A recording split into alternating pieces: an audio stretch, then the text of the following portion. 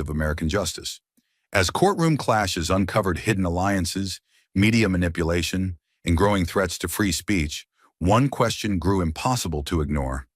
In today's America, is truth still protected, or is it prosecuted?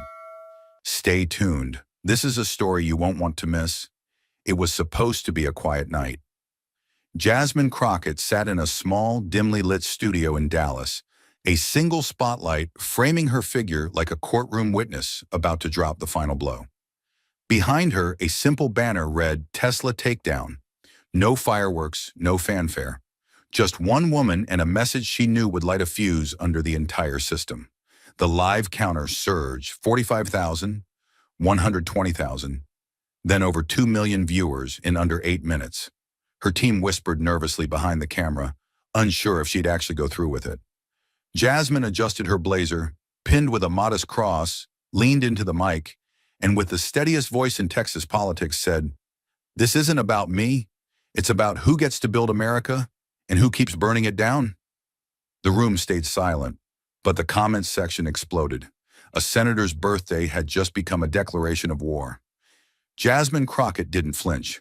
Her hands rested flat on the desk, her gaze locked directly into the lens like she was staring through every screen in the country. "I don't want cake. I don't want candles. I want Elon Musk taken down," she said, deliberate, unapologetic, and loaded like a legal indictment. The line cut through the internet like a judge's gavel, slamming down on a billion-dollar empire. Reporters froze mid-sentence. Influencers clipped it in real time. It became the shot heard around the digital world. For Jasmine, it wasn't personal. It was structural. Musk wasn't just a man. He was the symbol of unchecked power, of corporate immunity disguised as innovation. Her words weren't reckless. They were the opening argument in a trial the public didn't even know had begun. And the jury, every American watching, waiting to see who blinked first. The backlash didn't crawl. It roared. Within 30 minutes, Fox News ran a headline: "Radical Crockett calls for takedown of American innovator." By dawn, the hashtags were multiplying like wildfire. Chakras takedown Crockett, Chakra Musk is America, Elon 2028. Pam Bondi tweeted, "Jasmine Crockett just incited chaos. She should be removed from office immediately." Conservative talk shows replayed the clip on loop, cutting out context and inserting fear. Jasmine's inbox was flooded with threats. Her staff received emails laced with racist slurs and promises of violence. But she didn't delete the live stream. She didn't apologize. Because the moment wasn't about Elon Musk. It was about who gets to speak without being silenced, who gets to dissent without being dismantled. And now, with the full weight of the right-wing machine aimed at her, Jasmine Crockett stood on the fault line between democracy and domination and refused to move. But while Jasmine Crockett stood firm in the fire, somewhere in Florida, a storm had already begun to swirl, one led not by mobs or trolls, but by a polished former attorney general with a mission and a camera crew. The air in the Fox News studio that evening wasn't just cold, it was calculated. Cameras adjusted focus not on facts, but on fury. Pam Bondi entered stage left like a prosecutor arriving late to a rigged trial. Perfect hair, polished tone, and a folder she never opened because she didn't need evidence to deliver a verdict. Her eyes gleamed beneath the soft lights, not with justice, but with ambition disguised as patriotism. Sitting across from the anchor, she took one breath and began, not with nuance, but with accusation. What Jasmine Crockett said was not speech, it was sedition. Plain and simple. The host leaned forward as if feeding off the charge.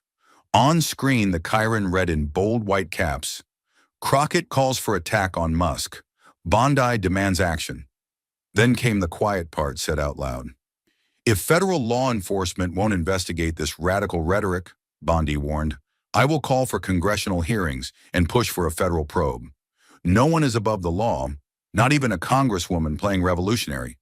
Her voice was smooth, rehearsed, but her message was a hammer, swinging not just at Jasmine's words, but at the legitimacy of her platform, her voice, and her right to dissent. It was the oldest political trick in the book. Take a black woman who refuses to bow, reframe her passion as danger, and then wrap your reaction in the language of law and order.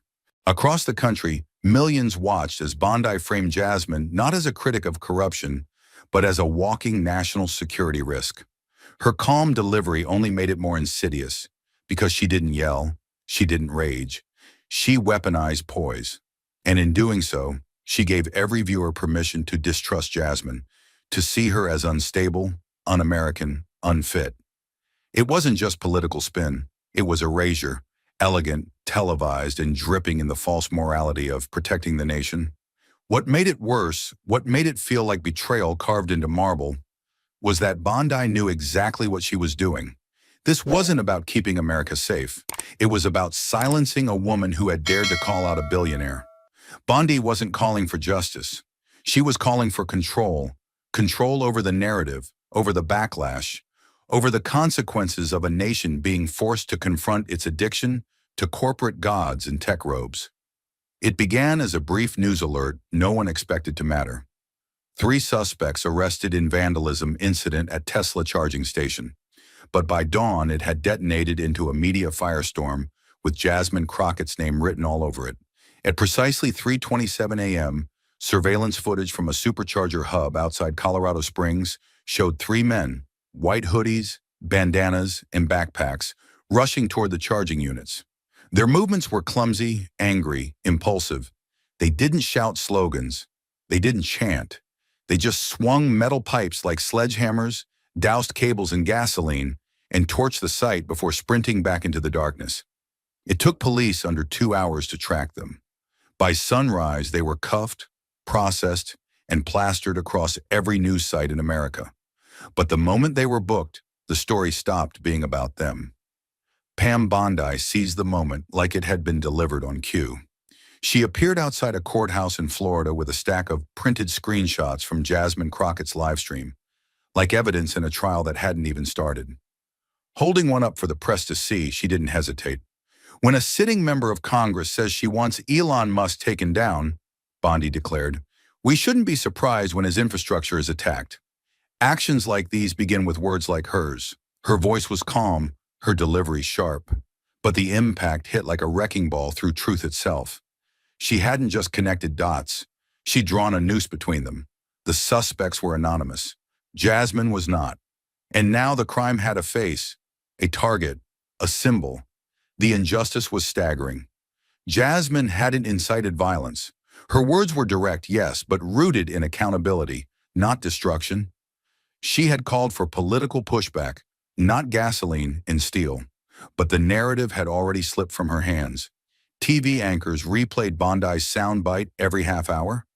Websites pushed headlines like, Congresswoman's rhetoric sparks Tesla attacks, with no qualifying statements, no context, just implication baked into every word. In less than 12 hours, Jasmine had gone from a critic of unchecked power to the unofficial godmother of property crime. No one cared about the suspect's motives, backgrounds, or mental state. That would take work. Framing Crockett was easier, cleaner, more valuable. At her D.C. office, Jasmine sat frozen in front of the screen, watching her own face fade in and out of breaking news banners. Her hands trembled, not from fear, but from fury. The system hadn't just misheard her. It had chosen to weaponize her, chosen to pretend that righteous anger was an act of war, chosen to act as if a black woman speaking hard truth on her birthday had triggered a national threat. And as talking heads argued over whether she had crossed the line, none of them asked the question that burned in her gut. Who drew the line in the first place? But in a country where perception weighs more than proof, the real trial didn't happen in courtrooms or hearings. It happened on screens, where media giants loaded their cannons and took sides in a war Jasmine never asked for. By noon, the battle lines were drawn, not with policy, but with headlines.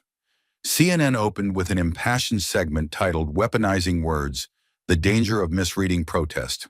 Jasmine's face filled the screen, framed in calm blues, her voice layered over with commentary defending her right to dissent.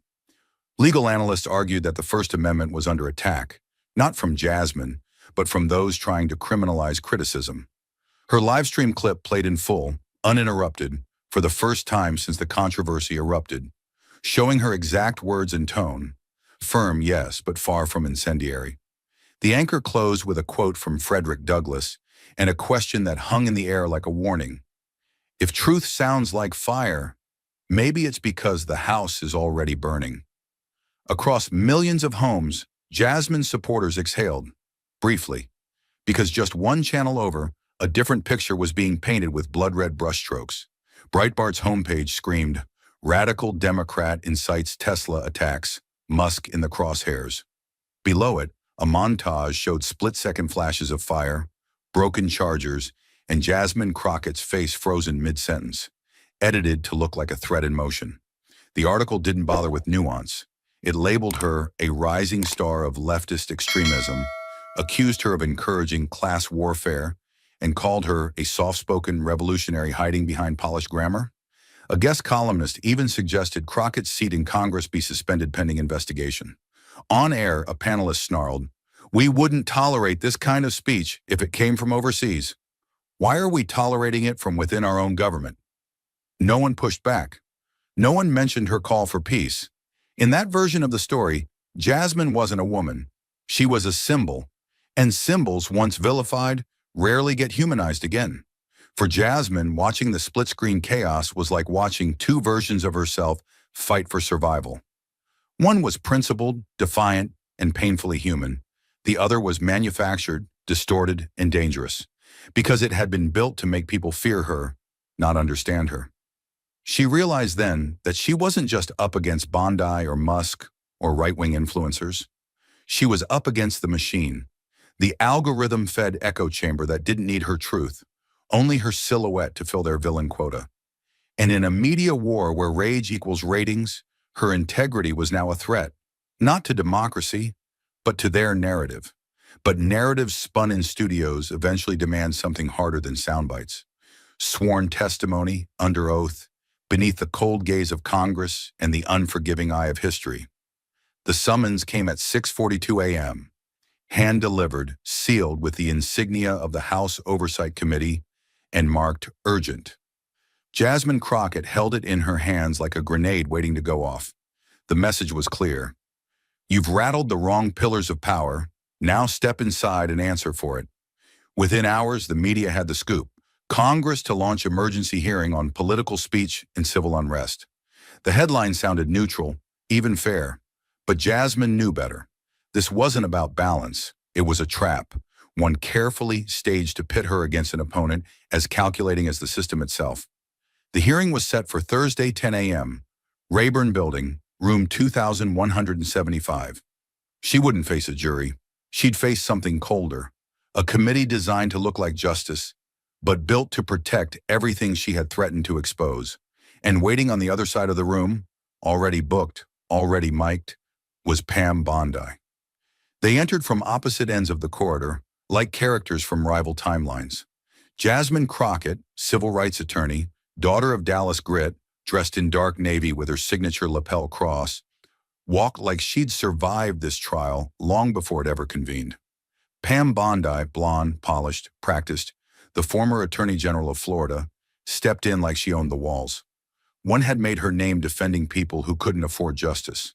The other had built hers defending systems that denied it. The contrast wasn't just visual.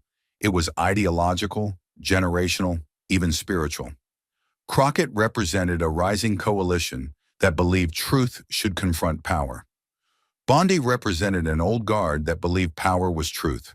And now, seated at opposite tables beneath the seal of the United States Congress, they didn't just represent themselves.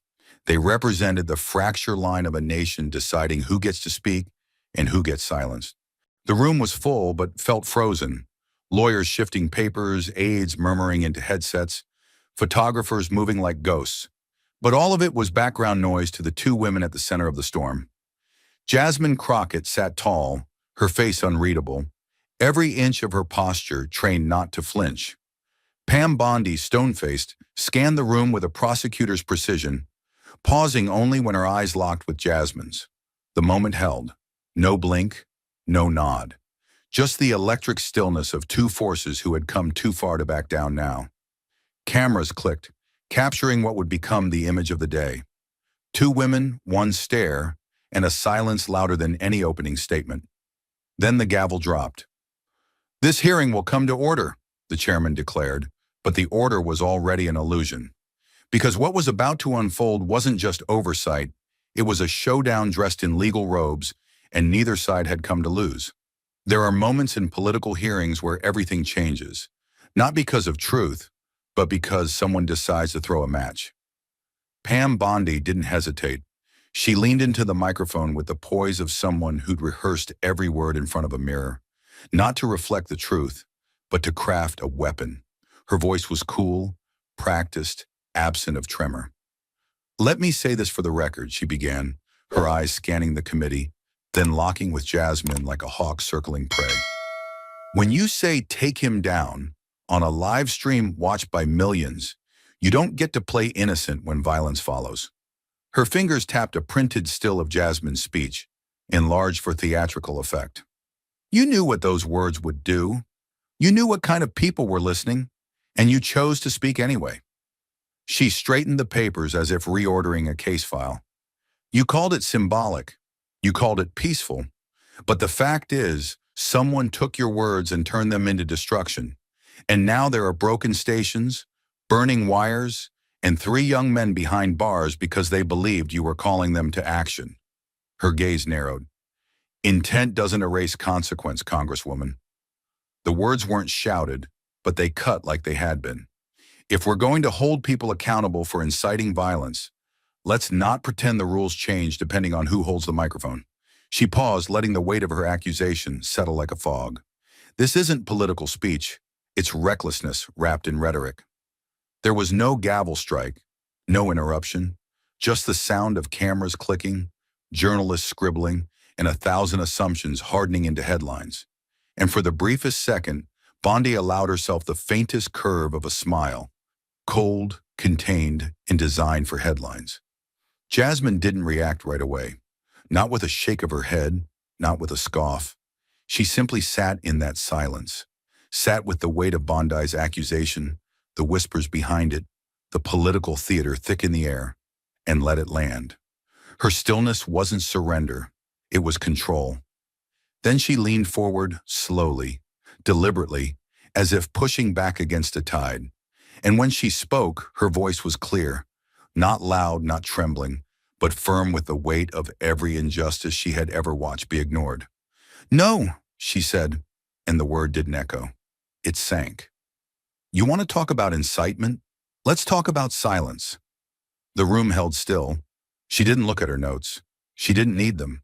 "When men stormed our Capitol, armed, violent, screaming about blood and hanging officials, you didn't say their words lit anything. You called it passion. You called it frustration. You asked for understanding." Her eyes never left Bondi. "You didn't demand investigations. You demanded leniency. You stood behind cameras and softened the edges of hate, gave it room to breathe." Her hands rested flat on the table, like anchors holding her steady. "So don't lecture me about responsibility. I use my words to call out a man who wields power like a weapon. You used yours to shield people who turned the seat of our democracy into a war zone." She leaned in just an inch closer. "I didn't set the fire. I'm standing in it because your silence let it spread. And now you want to call me dangerous for refusing to burn quietly." Her final words weren't yelled. They were delivered with the calm of someone who had tasted fire before and decided not to run. "Silence is not neutral, Pam. It's complicity dressed in pearls." Time didn't stop, but it felt like it wanted to. The moment Jasmine finished, something unspoken shifted in the room. It wasn't just tension, it was revelation. The kind that peels back every layer of politics and leaves nothing but the raw question. Who are we really, when the lights come on and the lies get stripped away? Every seat in that chamber, every corner of that room felt suspended. No one moved. No one exhaled. Even the cameras, usually restless and twitching, stood motionless, as if afraid that capturing the moment might shatter it. Pam Bondi didn't blink, but her body language cracked in microscopic ways. Shoulders tightening, hands tightening their grip around the statement in front of her. For a woman known for being unshakable on live television, she looked for the first time cornered. Jasmine, by contrast, didn't move at all. She didn't smirk, didn't revel in the silence she had created. She simply held the stillness with the same grace she'd held the storm. One of the younger members of the committee leaned back in his chair, visibly stunned. Another whispered to an aide without breaking eye contact with Jasmine. And across the press balcony, a reporter mouthed something to their editor, no doubt trying to put into words what had just happened, and knowing they never really could. This wasn't just a political response. It was a moral reckoning, and the entire room, for the briefest, most electric moment, forgot to breathe. But Jasmine Crockett hadn't come to this hearing unarmed. She came prepared for war, and her next move wasn't just a rebuttal. It was a bomb she'd been waiting to drop. Jasmine didn't slam her fist on the table. She didn't raise her voice. What she did was far more dangerous. She made the room remember. With slow, deliberate motion, she reached for the remote on the table beside her notes and held it in her palm like it was a detonator. "With your permission, Madam Chair," she said coolly, "I'd like to introduce a public statement made by Ms. Bondi on January 7th, 2021, less than 24 hours after the attack on the United States Capitol." No one objected. The chair gave a quiet nod, and then the screen behind the panel lit up, not with charts, not with maps, but with truth caught on camera. The video was old but unmistakable. It showed Pam Bondi at a press conference outside a government building, framed by American flags, her voice calm, her message stunning. "These were not terrorists," the clip began. "These were Americans, passionate and scared, who deserve to be heard, not punished." A timestamp in the corner marked the date, January 7th, 2021. The camera in the committee room zoomed in as Bondi's recorded voice continued. "We must avoid political overreach. We must listen. We must not allow partisanship to criminalize constitutional emotion." Then the screen went black. Silence followed. Not polite silence, not procedural silence, but shock. The kind of silence that crawls down the back of your neck and makes the walls lean in to listen. Jasmine sat still for a moment, then placed the remote on the table with precision, as if she were dropping a piece of evidence into a sealed file. "That," she said clearly, "is what Ms. Bondi said about people who smashed windows, carried zip ties, chanted for executions, and desecrated this nation's capital. That warranted understanding. But when I criticized a billionaire's influence in government, suddenly that's incitement to violence?"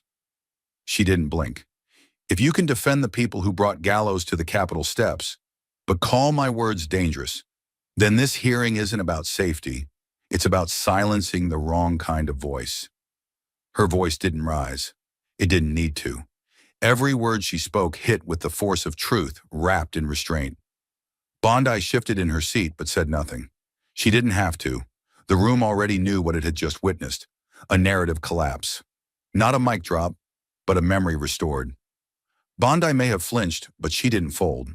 She was a courtroom tactician, and Jasmine's blow, while surgical, had activated the fallback plan. She reached for a leather-bound folder and opened it with the care of someone preparing an autopsy. "If I may respond," she said, her voice a little sharper now, the smoothness cracking beneath the pressure. "While Congresswoman Crockett is focused on rhetoric, I'm focused on results.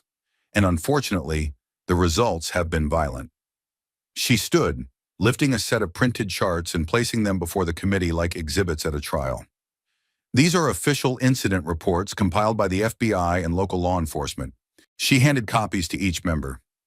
"In the 48 hours following Congresswoman Crockett's livestream, 7 Tesla facilities across Colorado, Texas, and Nevada were attacked. 2 resulted in injury. 1 involved explosives. This," she said, tapping the chart, "isn't a coincidence. It's a chain reaction." A large digital monitor behind her now showed color-coded markers: orange for fire, red for vandalism, and black for under federal investigation. It looked like a war map. Her speech, her timing, and her following cannot be divorced from these acts. Public officials have a responsibility to temper words with wisdom. She turned toward Jasmine now. "You don't need to yell, 'Burn it down,' to be responsible for the match. You only need to whisper to the wrong room." Her delivery was icy, almost rehearsed. Congresswoman Crockett told millions that someone needed to be taken down. Now we're counting the cost. She paused and looked directly at the cameras. Leadership is not about lighting fires. It's about preventing them. And if we don't call this out now, then the next explosion won't be at a charging station. It'll be at the foundation of this democracy. It was a dramatic turn, and Bondi knew it. But for all the charts and warnings, something in the room had shifted. People were listening, yes, but they were also comparing. One woman had played a video of empathy toward insurrectionists.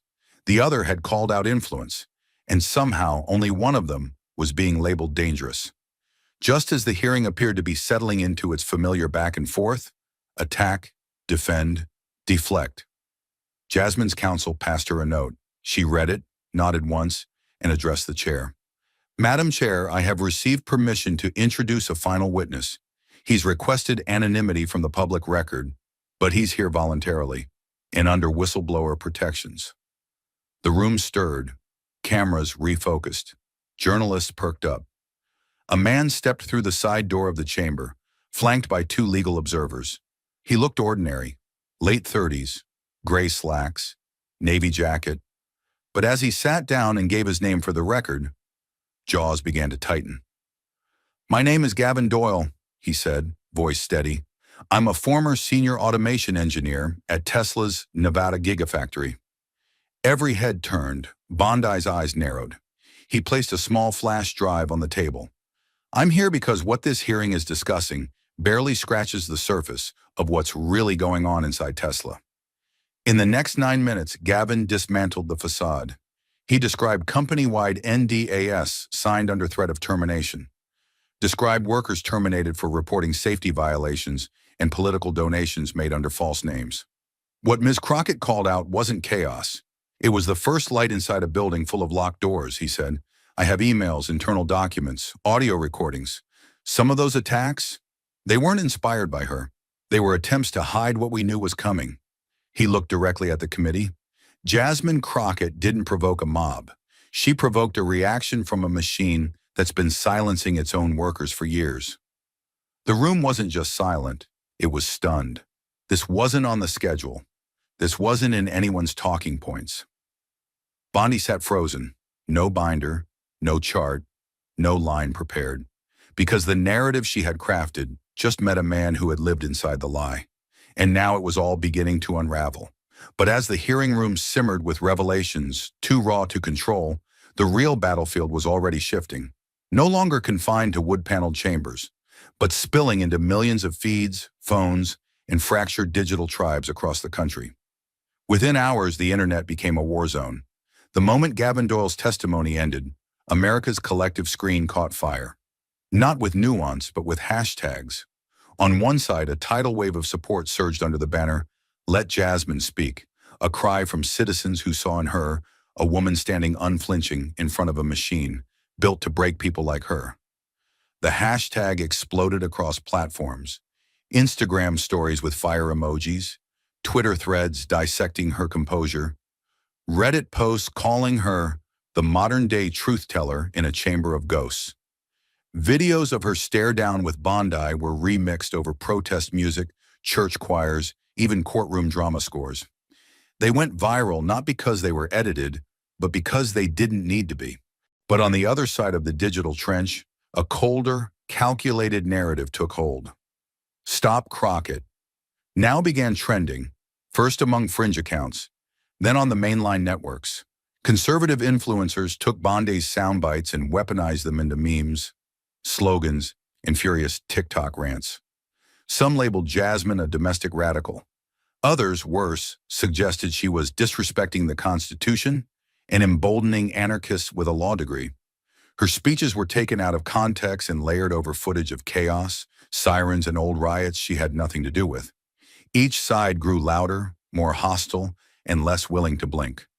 It wasn't just political, it was personal. People weren't arguing policies, they were arguing truth. And in that digital noise, Jasmine's identity, black, female, fierce, was no longer a background fact. It became the very reason she was being either elevated or eviscerated. To one half of the country, she was the voice they'd been waiting for. To the other, she was a threat they were told to fear.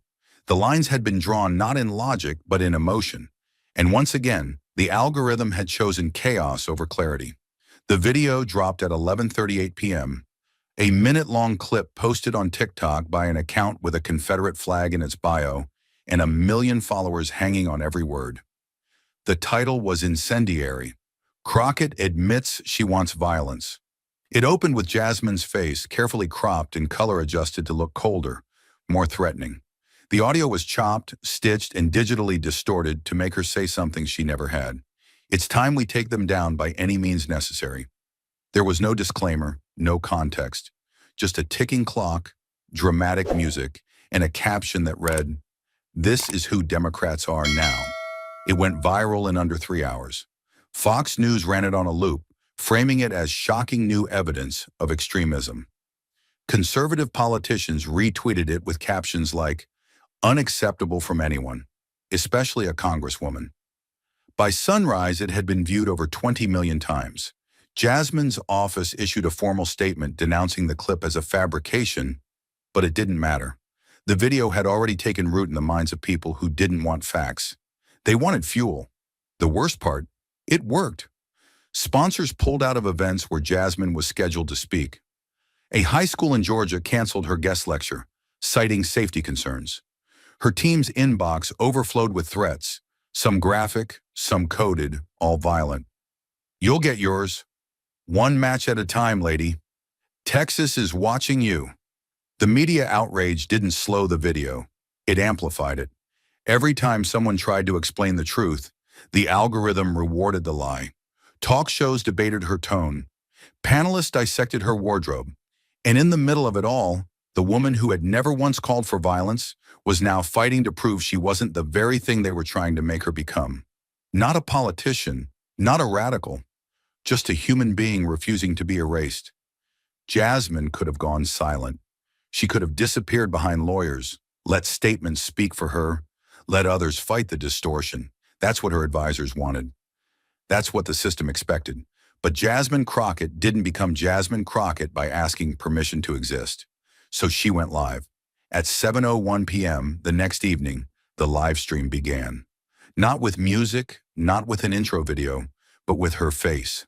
Bare, serious, framed in the kind of light you don't buy, you earn through years of standing under it. "I wasn't going to do this," she began, her voice clear, steady. No makeup artist, no teleprompter. But when lies are shouted and truth is whispered, sometimes you have to pick up the mic yourself.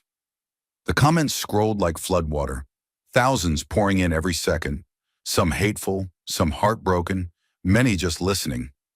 "Let me be clear," she said, leaning forward, her eyes locked on the lens like it was a witness. "I didn't tell anyone to commit violence. I didn't condone it. I never have. I never will." Her voice dropped slightly. "But I also won't apologize for telling the truth." She clicked a button and played the original, unedited clip from her Tesla takedown stream. "This is what I said," she told the viewers. "This is what they twisted. They cut it, spliced it, and tried to turn a demand for accountability into a declaration of war." She paused, the weight of it all hanging in the room. "If that's the new standard, if telling the truth is now dangerous, then I guess I've always been dangerous." She didn't cry. She didn't shout. She simply existed, whole, unafraid, and unwilling to shrink. And for the millions watching, it was like seeing sunlight cut through smoke. This isn't about one company. This isn't even about me. This is about what happens when you tell the truth in a system that profits from silence. She let the words settle. "I will not be silent." By the time the stream ended, it had reached 3.2 million viewers and counting. Celebrities shared it. Civil rights groups reposted it. Young organizers in high schools and colleges across the country clipped her closing line. "I will not be silent," and made it their rallying cry. But most importantly, she had reclaimed her voice, not as a politician, not as a headline, but as a person refusing to let the truth drown beneath a tide of fear. But as Jasmine's voice echoed across a fractured country, raw, unfiltered, and defiant, Pam Bondi wasn't retreating. She was reloading, preparing to turn public perception into federal prosecution. It came with chilling precision, like a gavel striking not for order, but for blood. Pam Bondi stood once more before the committee, posture tight, voice honed to a blade. But this time, she wasn't arguing. She was demanding. Based on the pattern of speech, influence, and resulting action, she said, I am formally recommending that this committee refer Congresswoman Jasmine Crockett to the Department of Justice for investigation under 18 U.S. Code Section 2385, advocating the overthrow of the government or inciting ideologically motivated unrest. The room gasped, not whispered shock, audible, sharp, real. She held up another packet, dozens of pages thick, printed with timestamps and social media metrics. This is not political disagreement. This is ideological provocation with real-world consequences.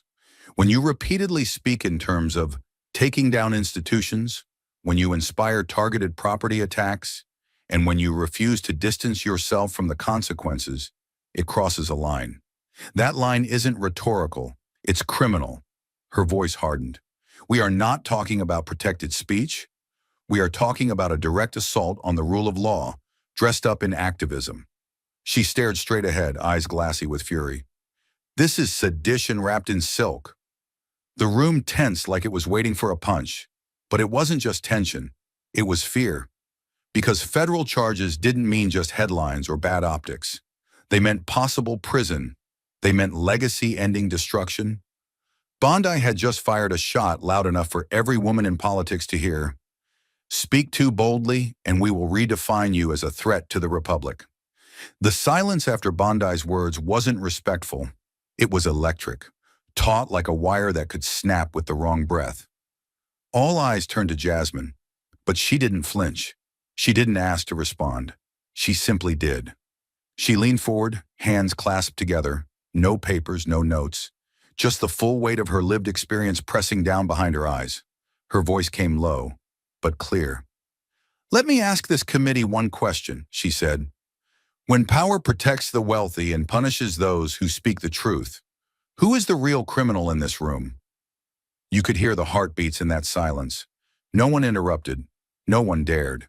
She stood slowly, unfolding from her chair like a rising tide. I did not break a law. I exposed a system that has never followed its own, and for that I'm being told I'm dangerous. Her gaze swept the room. I didn't storm a Capitol. I didn't light a fire. I didn't hide documents or lie under oath. I spoke to the people. I named the rot. And now you want to put my name next to sedition? She shook her head, not with anger, but disbelief. Is that where we are? Where questioning wealth, tech, and unchecked influence makes you a criminal? Where defending workers makes you an enemy of the state? She took one step forward. Then let the cameras roll. Because if that's your definition of criminal, I hope the jails are ready, because there are millions of us coming. The room didn't erupt, it froze. Every person, Republican, Democrat, press, staffer, felt it. The tectonic shift of one woman not asking for justice, but challenging the entire definition of it. And then, something no one expected happened. A Republican congressman, gray-haired, square-jawed, a veteran of 5 terms, cleared his throat and leaned toward his microphone. Madam Chair, he said, voice low but firm, I need to speak. His name was Representative Alan Whitmore from Ohio's 6th District, known for voting party line, known for staying silent in storms like this. Not today. I've served this body for over a decade, he began. I've seen witnesses lie. I've seen corruption buried under legal tape and fancy speeches. But I've also seen the truth, and I know what courage looks like when it walks into this room. He turned to Jasmine. Congresswoman Crockett didn't incite violence. She incited questions, hard questions. And we're not here because she's dangerous. We're here because she's inconvenient. Gasps whispered through the chamber like sparks on dry grass. Whitmore continued, ignoring his colleagues shifting in their seats. I may not agree with everything she says, but I know the difference between protest and provocation, between accountability and anarchy. What I've heard today, especially from the whistleblower, concerns me deeply, and I will not be part of a charade that punishes a colleague for telling the truth too effectively. He closed his folder, sat back, and looked at Bondi. not with anger, but with disappointment. This hearing is supposed to be about justice. If we let it become a weapon, we're not defending democracy, we're destroying it from within. The room broke into murmurs. Even the most seasoned committee members couldn't mask their discomfort. One domino had moved, and everyone could feel it. Something had cracked, not wide, not yet, but enough to let air in. Enough to let doubt grow where there had only been scripted certainty. The system was shifting, and Jasmine Crockett, standing in the eye of it all, didn't need to say another word. She had just won a war by asking a single impossible question. But even as Jasmine's words cracked the walls of silence and one Republican broke ranks, the machinery of power wasn't done. It doesn't retreat. It reshapes, recalculates, and waits to strike from a new angle. 3 days later, the decision came down, not with fanfare, but in the form of a 23-page report released quietly at 7 a.m. It didn't come with headlines or sirens, but it landed like a thunderclap in every office where power thought it could go unchallenged. The House Oversight Committee, after emergency deliberation, issued a formal statement. There is no sufficient legal basis to pursue criminal prosecution against Congresswoman Jasmine Crockett. The wording was clinical, but the meaning was clear. The accusations of sedition had collapsed under the weight of facts.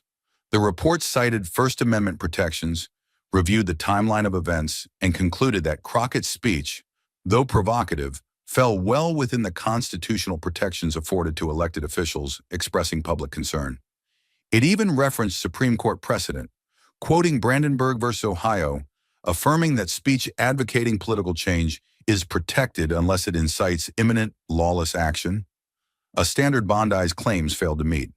The ruling was a victory, but it wasn't triumphant. It was delivered with the cautious restraint of a system still uncomfortable admitting when it had gone too far. Jasmine's name had been cleared on paper, but in the court of public perception, the scars remained. Her office issued a brief statement. "We welcome the committee's decision, but we remain vigilant. Truth-telling is not a crime. Silencing dissent is."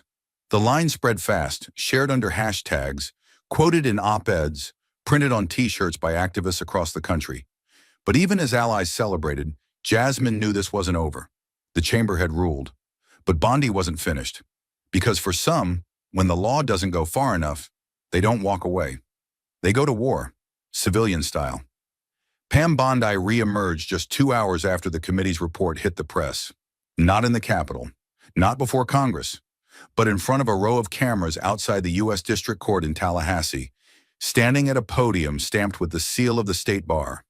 "If Congress will not act," she said, her voice as composed as ever, "then the people will." In one sharp motion, she held up a thick, stapled document. "Today I am filing a civil defamation lawsuit against Congresswoman Jasmine Crockett for malicious and reckless falsehoods that have permanently damaged my professional and personal reputation." The media reaction was instantaneous.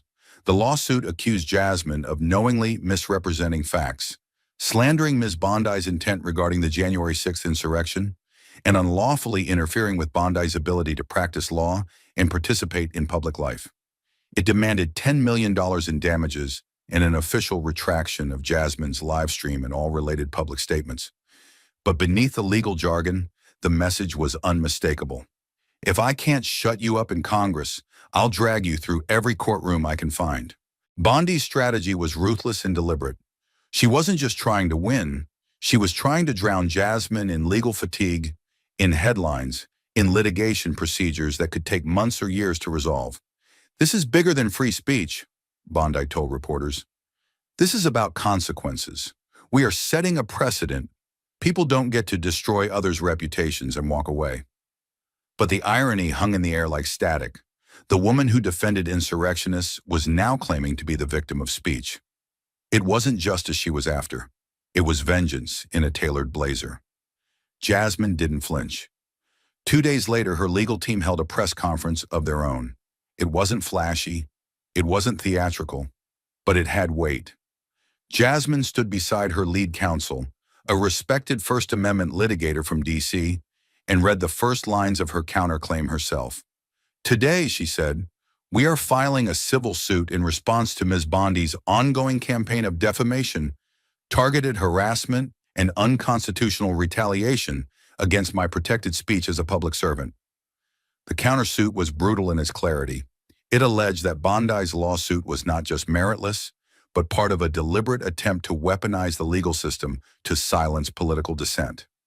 Jasmine's team introduced evidence of coordinated media messaging, screenshots of private group messages between Bondi allies discussing financially draining Jasmine's team, and internal communications showing intent to smear her into retreat.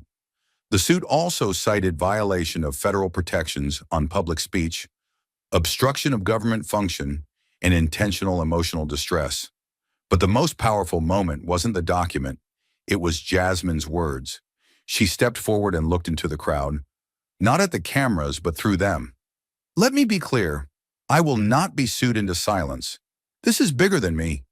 If we let power go unchecked, if we allow people with deep pockets and old grudges to bully the truth out of existence, then we've already lost more than this case. We've lost the Constitution itself. The words went viral within hours. By evening, legal experts were already calling the clash the most high-profile civil showdown between two former prosecutors in modern political history. Think pieces ran with titles like The Battle of the Blazers and Free Speech on Trial. But for Jasmine, this wasn't about spectacle. This was about drawing a line that said Black women in power do not have to sit quietly while their name is dragged through the mud by the very institutions they once swore to uphold. Two lawyers, two women, two legal philosophies, and now two open cases set to collide in federal court. The political arena had failed to cage the truth, but the courtroom, that would become the final battlefield. And so, with lawsuits filed and battle lines drawn, the courtroom replaced the Capitol as America's new theater of truth. A national spotlight now fixed on two women, two ideologies, and one burning question. Can justice survive a war of reputations? From the moment opening statements began, the case of Bondi versus Crockett transformed from a civil dispute into a national obsession. Cable news stations cleared entire blocks of programming to cover it live. Podcasts labeled it the trial of the century. TikTokers reenacted the exchanges with courtroom-style dramatics, while editorial pages debated everything from the First Amendment to the weaponization of gender in public discourse. It wasn't just a legal proceeding, it was a cultural earthquake. The New York Times ran a front-page headline comparing it to O.J. Simpson meets political whistleblowing. And every day the courtroom doors opened, the world watched, holding its breath as Jasmine Crockett faced the full force of the machine that once tried to erase her. Inside the federal courtroom, the tension was so thick you could feel it under your skin. Jasmine sat with her attorneys, dressed in black, a small silver pin of the Constitution on her lapel. Her presence was silent strength, never rattled, never retreating. Across from her, Bondi was poised, aggressive, flanked by a high-powered litigation team hired from one of the most expensive firms in Florida. The tone was combative from the first hour. Bondi's team painted Jasmine as a reckless agitator who blurred the line between political critique and dangerous provocation. But Jasmine's lawyers were ready. They responded with documents, timelines, and whistleblower depositions that ripped apart the narrative Bondi had spent months constructing. And yet, the hardest part wasn't in the legal arguments. It was in the stares, the insinuations, the unspoken power dynamics that pulse beneath every objection.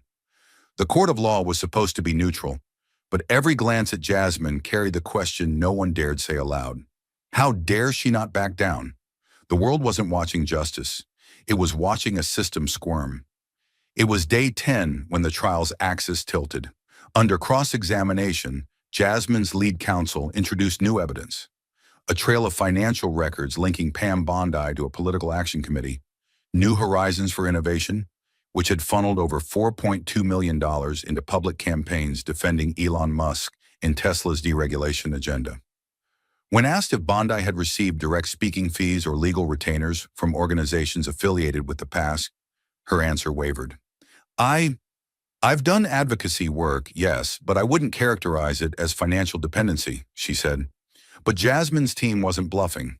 They produced invoices, emails, and a previously unreleased transcript of a Zoom call where Bondi had stated, "We need to make sure Tesla doesn't get gutted by these progressive lawsuits. Our job is to control the narrative before the media eats us alive." The courtroom fell silent. Even Bondi's attorneys seemed caught off guard. The judge called for a 10-minute recess. But by then, the story was already out. Within hours, MSNBC, CNN, and even center-right outlets were running the headline, "Breaking, Bondi tied to Tesla-funded PS undisclosed payments raise legal ethics questions." The backlash was volcanic. Legal ethicists called for an investigation into potential conflicts of interest. The Florida Bar Association issued a public statement confirming a review of Bondi's financial disclosures. Protesters lined the courthouse the next morning, holding signs that read, "Bought by Musk, branded by lies." For the first time, the narrative flipped. Bondi wasn't the prosecutor. She was the defendant of her own reputation. And Jasmine? She didn't say a word. She didn't have to. Her silence was now the loudest voice in the room. The verdict came 2 weeks later, clear, firm, unanimous, in favor of Jasmine Crockett. The court ruled that Bondi's original lawsuit was baseless and that her actions constituted a coordinated attempt to intimidate a sitting member of Congress through misuse of the civil legal system. Damages were awarded to Jasmine, $1.3 million for reputational harm, $500,000 in legal fees. But she didn't smile. She didn't cheer. There was no raised fist, no champagne, just a long exhale, like a woman walking away from a battlefield littered with wreckage. Because it wasn't over. Jasmine exited the courthouse through a back entrance, flanked by security, not because of protocol, but because of death threats. Her email had been flooded with graphic messages.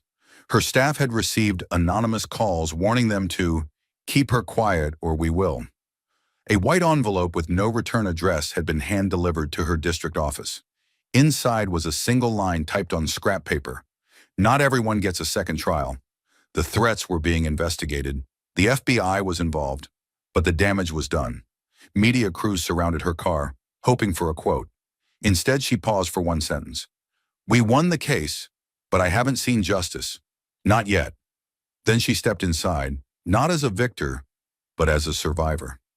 That night, major networks ran retrospectives titled "The Crockett-Bondi Showdown: How Free Speech Went to War." But none of them captured the truth. Not really, because for Jasmine, this wasn't about a verdict. It was about the cost, the sleepless nights, the fear etched into her team's faces, the moments when she asked herself, was speaking the truth worth this much pain? And every time the answer was still yes, but not without scars. But even as the courtroom emptied and the ink dried on victory papers, Jasmine knew something far deeper still lingered. Because the system hadn't lost, it had simply recoiled. And its face returned, smiling, on national television. 3 days after her legal defeat, Pam Bondi sat across from a primetime news anchor on one of America's largest conservative platforms, the soft glow of studio lights erasing the cracks of courtroom loss. Her posture was unshaken, her blazer immaculate, and her tone carefully modulated, not one of apology, but of clarity sharpened by defiance. "Let me be perfectly clear," she said, with that signature tight smile. "I regret nothing." She leaned forward, slow, practiced. "I stood for order, for law, for restraint. If we've reached the point where that's considered villainy, then maybe the problem isn't me." The anchor nodded solemnly, as if she were delivering a eulogy for truth itself. Bondi continued, "Congresswoman Crockett may have won in court, but what she unleashed will ripple far beyond this verdict. When officials are allowed to stir public unrest with no consequences, we don't have accountability. We have chaos dressed as progress." Then came the line every strategist watching would later quote in op-eds, "You can't sue away the soul of a nation." That night, Twitter lit up. Some praised her for standing firm. Others condemned her as the emblem of everything broken in American justice. But what no one could deny was this: Pam Bondi wasn't defeated, she was evolving. Behind her smile wasn't just damage control, it was the resurgence of a force determined to reshape the narrative, one that believed law should punish disruption, not protect it. Bondi was no longer just a lawyer. She had become a symbol of the system's refusal to reflect on itself. And for Jasmine Crockett, that meant the real battle had just begun. 1 week later, the world watched as a different stage lit up. It wasn't a courtroom. It wasn't a congressional hearing. It was a stadium sold out shoulder to shoulder with over 60,000 people filling the air with chants, camera lights, and electric expectation. The event was billed simply as the Freedom Reframed Rally, but everyone knew what it really was: Jasmine Crockett's answer. She stepped onto the stage to no music, no theatrics, just thunderous applause and a screen behind her, glowing with the words, "Truth is not a crime." She wore no suit, just a white blouse and jeans, a pin over her heart in the shape of the First Amendment. She stood at the mic, silent for a full 10 seconds, letting the weight of the moment settle across the stadium like fog rolling over steel. Then she began. "Freedom in the digital age," she said, voice resonating like a bell through the loudspeakers, "is no longer about what we can say, it's about what they can erase." The crowd erupted, but she held up a hand. "They told me to apologize. They told me to settle, to be quiet, but I will not apologize for defending the truth. I will not settle for silence while billionaires buy justice. And I will never be quiet in a system that only listens to money." She raised a document in her hand. "This is a new draft resolution, the Citizen Speech Protection Act. It aims to make targeted civil litigation against public dissenters a federal violation. Because when free speech becomes a threat to the powerful, it's not the speaker who's dangerous, it's the system trying to muzzle them." Thunder rolled across the stadium. People wept. Others stood still, hands on hearts, because they weren't just hearing a policy. They were hearing permission to believe again. Not in perfection, not in politics, but in the possibility of a truth that couldn't be sued into silence. And Jasmine stood there, not as a victim, not even as a victor, but as the voice of every silenced whistle, every erased story, every crushed protest that never got airtime. As the sun dipped below the steel rafters of the stadium, Jasmine walked slowly to the edge of the stage. She lowered the mic stand until it was almost beneath her chin. And then she looked out, not just at the people in front of her, but past them, into the lens, into America. And she said, "When speech becomes a crime, silence becomes an accomplice." The words didn't echo. They detonated. For a full 5 seconds, the crowd didn't cheer, didn't move. It was as if the world itself had exhaled. Her voice, firm, measured, had carried a truth too sharp to look away from. Those 13 words weren't just a declaration. They were a mirror held up to a nation pretending not to see its own reflection. Behind her, the screen changed. Her quote lit up across it in bold white, followed by the words, "This is not the end. This is the beginning." Cameras from 32 countries captured it. Translations shot across news tickers in real time. Commentators scrambled to spin it, frame it, weaponize it, but they were too late. Because that night something cracked wide open. And for the first time in years, it wasn't Jasmine Crockett on trial. It was the idea that telling the truth should ever require permission. But as the spotlights dimmed and the stadium emptied, what lingered was not the applause. It was the weight of the war Jasmine had just survived. Not a war of bullets and blood, but of silence, distortion, and institutional betrayal. And it left behind one devastating question: what does it cost to speak the truth when everything around you is built to punish it? Jasmine Crockett's story did not end in celebration. It ended in reckoning. The kind that doesn't come with medals or speeches, but in the quiet after the fire, when a person is left to ask, was it worth it? This wasn't a victory lap. This was survival at full volume. And in her survival lies a lesson our democracy is running out of time to learn. Because what Jasmine endured, character assassination, death threats, legal harassment, defamation disguised as process, isn't rare. It's just visible. And that visibility cuts both ways. It empowers others to speak. But it also shows every powerful institution, exactly how to punish someone for refusing to shut up. We like to imagine truth as a torch passed from hand to hand, lighting the way. But Jasmine's story showed something darker, that in this era, truth is often a flare gun, fired in desperation, not to guide others, but to prove you're still alive. Because in the age of weaponized media, AI-driven distortion, and billionaires writing the rules, telling the truth is no longer a moral act. It's a political liability. And those who dare to do it are not seen as patriots. They're labeled as threats, as unstable, as too loud, too angry, too black, too female, too something. Jasmine didn't speak because it was safe. She spoke because silence had already failed her community too many times. She knew the risks. She knew how power reacts when it's called out by someone it doesn't expect to survive the backlash. And still, she stood. Still, she pointed her finger not at a person, but at a system designed to look neutral while bleeding the inconvenient dry. She didn't just name injustice, she named who profits from pretending it doesn't exist, and for that, they came for her with everything they had. The courts were just the final weapon.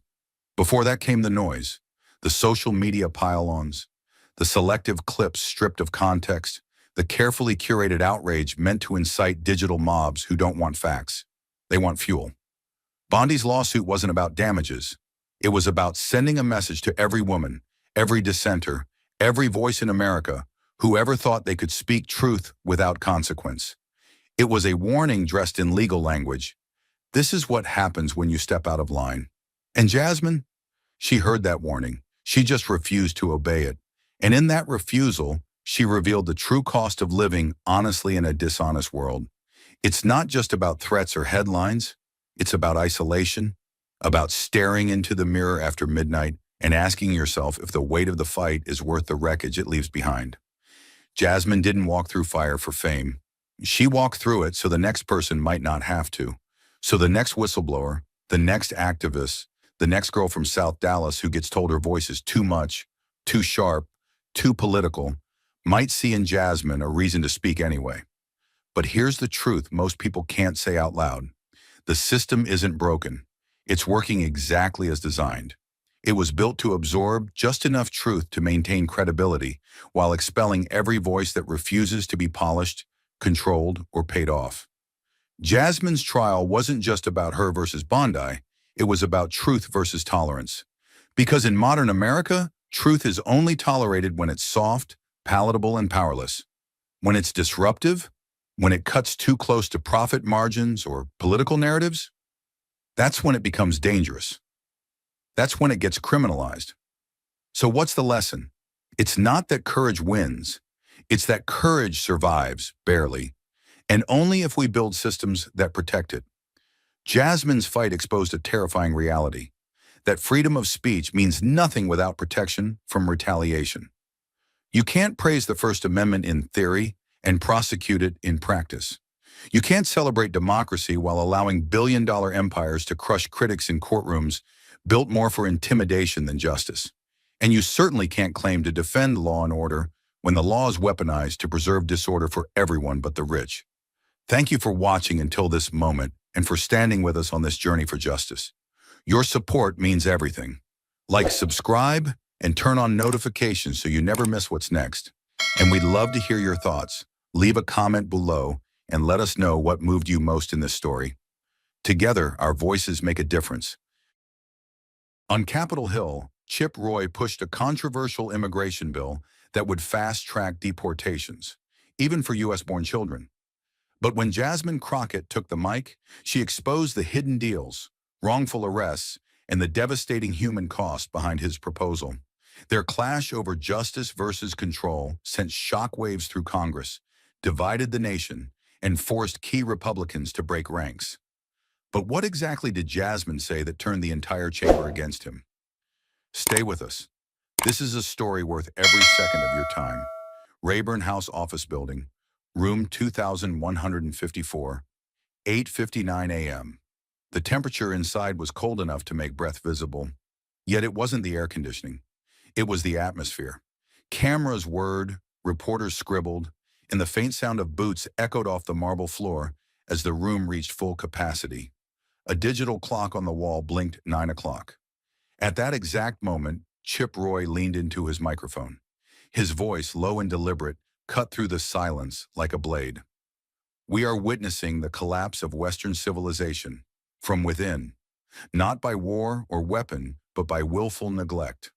Our borders are bleeding, our laws mocked, our people left vulnerable. We must act now. We must reclaim sovereignty. Applause erupted from his side of the aisle, a controlled political ovation. But at the other end of the horseshoe-shaped committee bench, Jasmine Crockett sat motionless. Her fingers tightened around a leather folder marked Case Files, Civilian Deportations, Texas. She didn't blink. She didn't clap. She just stared, laser-focused on Roy like a hunter studying prey that once had the power to kill her. She had been warned this morning, twice. Once by a senior Democrat who whispered, "Stay measured today, Jasmine. He's setting a trap." And once by her own chief of staff. "You know they're going to make this about fear, not facts. Don't give them blood." But fear was a currency she no longer accepted, especially not from men like Chip Roy, whose version of patriotism left too many brown bodies behind fences and under blankets with ICE barcodes. Roy continued, emboldened now. "It's not about race, it's about law. If you don't belong here, you go." He looked directly at Jasmine when he said it, as if daring her to rise. Instead, she leaned forward slowly, her breath steady, eyes sharp like flint. Beneath the desk, her left thumb pressed gently against a picture tucked inside her folder. A boy's face no older than 12, eyes swollen from crying. She knew this wasn't just a hearing. It was an ambush disguised as legislation. And she wasn't here to speak. She was here to strike. She didn't come to defend herself. She came to dismantle the myth that men like Chip Roy had built their careers upon. And as his voice echoed through the cold chamber, something inside her unlocked. Not fear, not anger, but memory. Chip Roy was raised in Dripping Springs, Texas, a place where the American flag flew from every porch, and the sheriff's badge carried more moral weight than scripture. His father was the law in that town, literally. The kind of man who said yes, sir, and no excuses, who taught his son that rules weren't up for debate. At the breakfast table, Roy learned that mercy was weakness, that structure saved nations, and that anyone who broke the rules, regardless of reason, was the enemy of order. Sundays were for church, but Mondays were for enforcement. He grew up believing that boundaries, geographic, moral, cultural, were sacred lines. Cross them, and you forfeited your right to belong. That belief didn't fade when he left for Washington. It calcified. Jasmine Crockett was born 100 miles east, but in another country altogether. South Dallas, where the buses came late, the supermarkets had padlocks on the baby formula, and ICE vans didn't knock. They stormed. She was 7 the first time she saw a raid. A man 2 doors down, Mr. Santos, was dragged out in front of his crying daughters. Jasmine clutched her mother's wrist as the agents ignored his Texas driver's license and his insistence that he was a legal resident. "Wrong name, wrong day," one of them muttered. By the time the mistake was admitted, Mr. Santos was in a holding facility in El Paso. Jasmine never saw him again. In her world, laws weren't immutable truths. They were weapons, and justice wasn't about rules. It was about who got heard before the gavel dropped. 2 children, 2 Texas towns, 2 Americas. One believed that fences kept chaos out. The other learned that fences were used to lock the innocent in. 2 Americas had raised them. One taught that law was a shield, the other that it could just as easily be a blade. Jasmine Crockett knew what this moment really was. Not a debate, not an exchange of ideas, but a performance wrapped in policy, aimed like a rifle. And now, just moments after delivering his opening salvo, Chip Roy leaned in again, colder, sharper, more calculated. His voice dropped into a rhythm that felt almost sacred, the kind of cadence used in church pews before the congregation breaks into amen. But there was nothing holy about what he said next. "If we don't rebuild our walls," he began, "both the physical ones that protect our borders and the moral ones that protect our values, then this country, our country, will collapse from within." He didn't raise his voice. He didn't need to. The power wasn't in the volume, it was in the timing. Every word was placed like a brick in the very wall he was preaching. Then came the final blow. We will be destroyed by those who do not belong here. The line was surgical. It didn't shout. It sliced. Like poison slipped into a glass of water. A breath. A pause. Then he glanced to his left, just long enough to make the subtext explicit.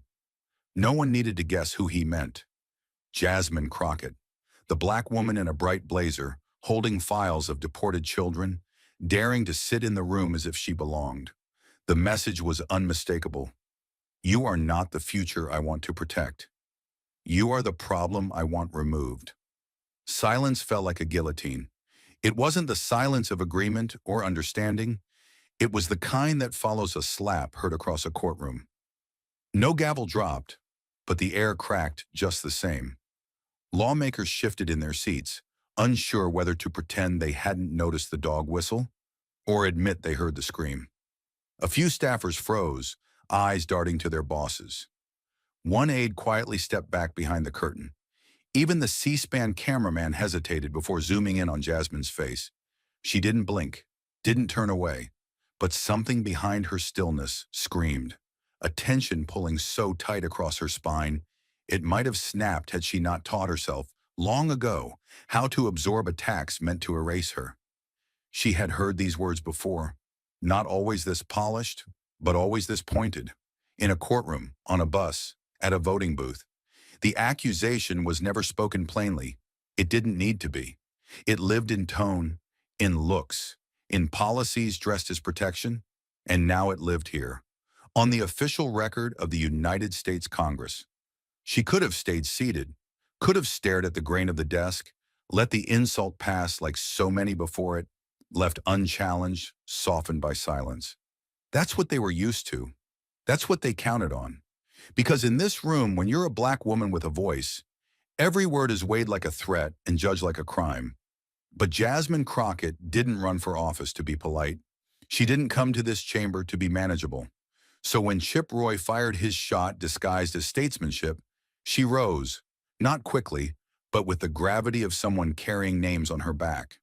The room shifted as her chair scraped the marble, softly but definitively, like a line being redrawn. She didn't look at Roy, not yet. She reached under the table with one steady hand and pulled out a thick binder, the kind of binder no one brings unless they intend to start a war with facts. It was worn at the spine, tabs in every shade of neon sticking out like battle flags. She had carried it through airports, elevators, late-night prep sessions in hotel rooms where no one slept. It wasn't just paper. It was proof. It was memory. It was the receipts for every life erased in the name of order. She held it high, not to grandstand, but to make sure no one in the room, and no camera in America, could pretend they didn't see it. The weight of it pulled her wrist slightly downward, but her arm never shook. Her voice, when it came, was clear, measured, not angry, not trembling, controlled like a blade held just beneath the skin. This, she said, pausing just long enough for the microphones to catch every syllable, is a list of 37 United States citizens, men, women, and children, who were unlawfully detained or deported under the kinds of policies you're proposing today. And then she dropped it onto the desk in front of her with a thud that echoed like a closing prison door. A few papers spilled out. One photograph slid across the wood. A boy with wide brown eyes holding a lunchbox. The ice van behind him already starting to roll.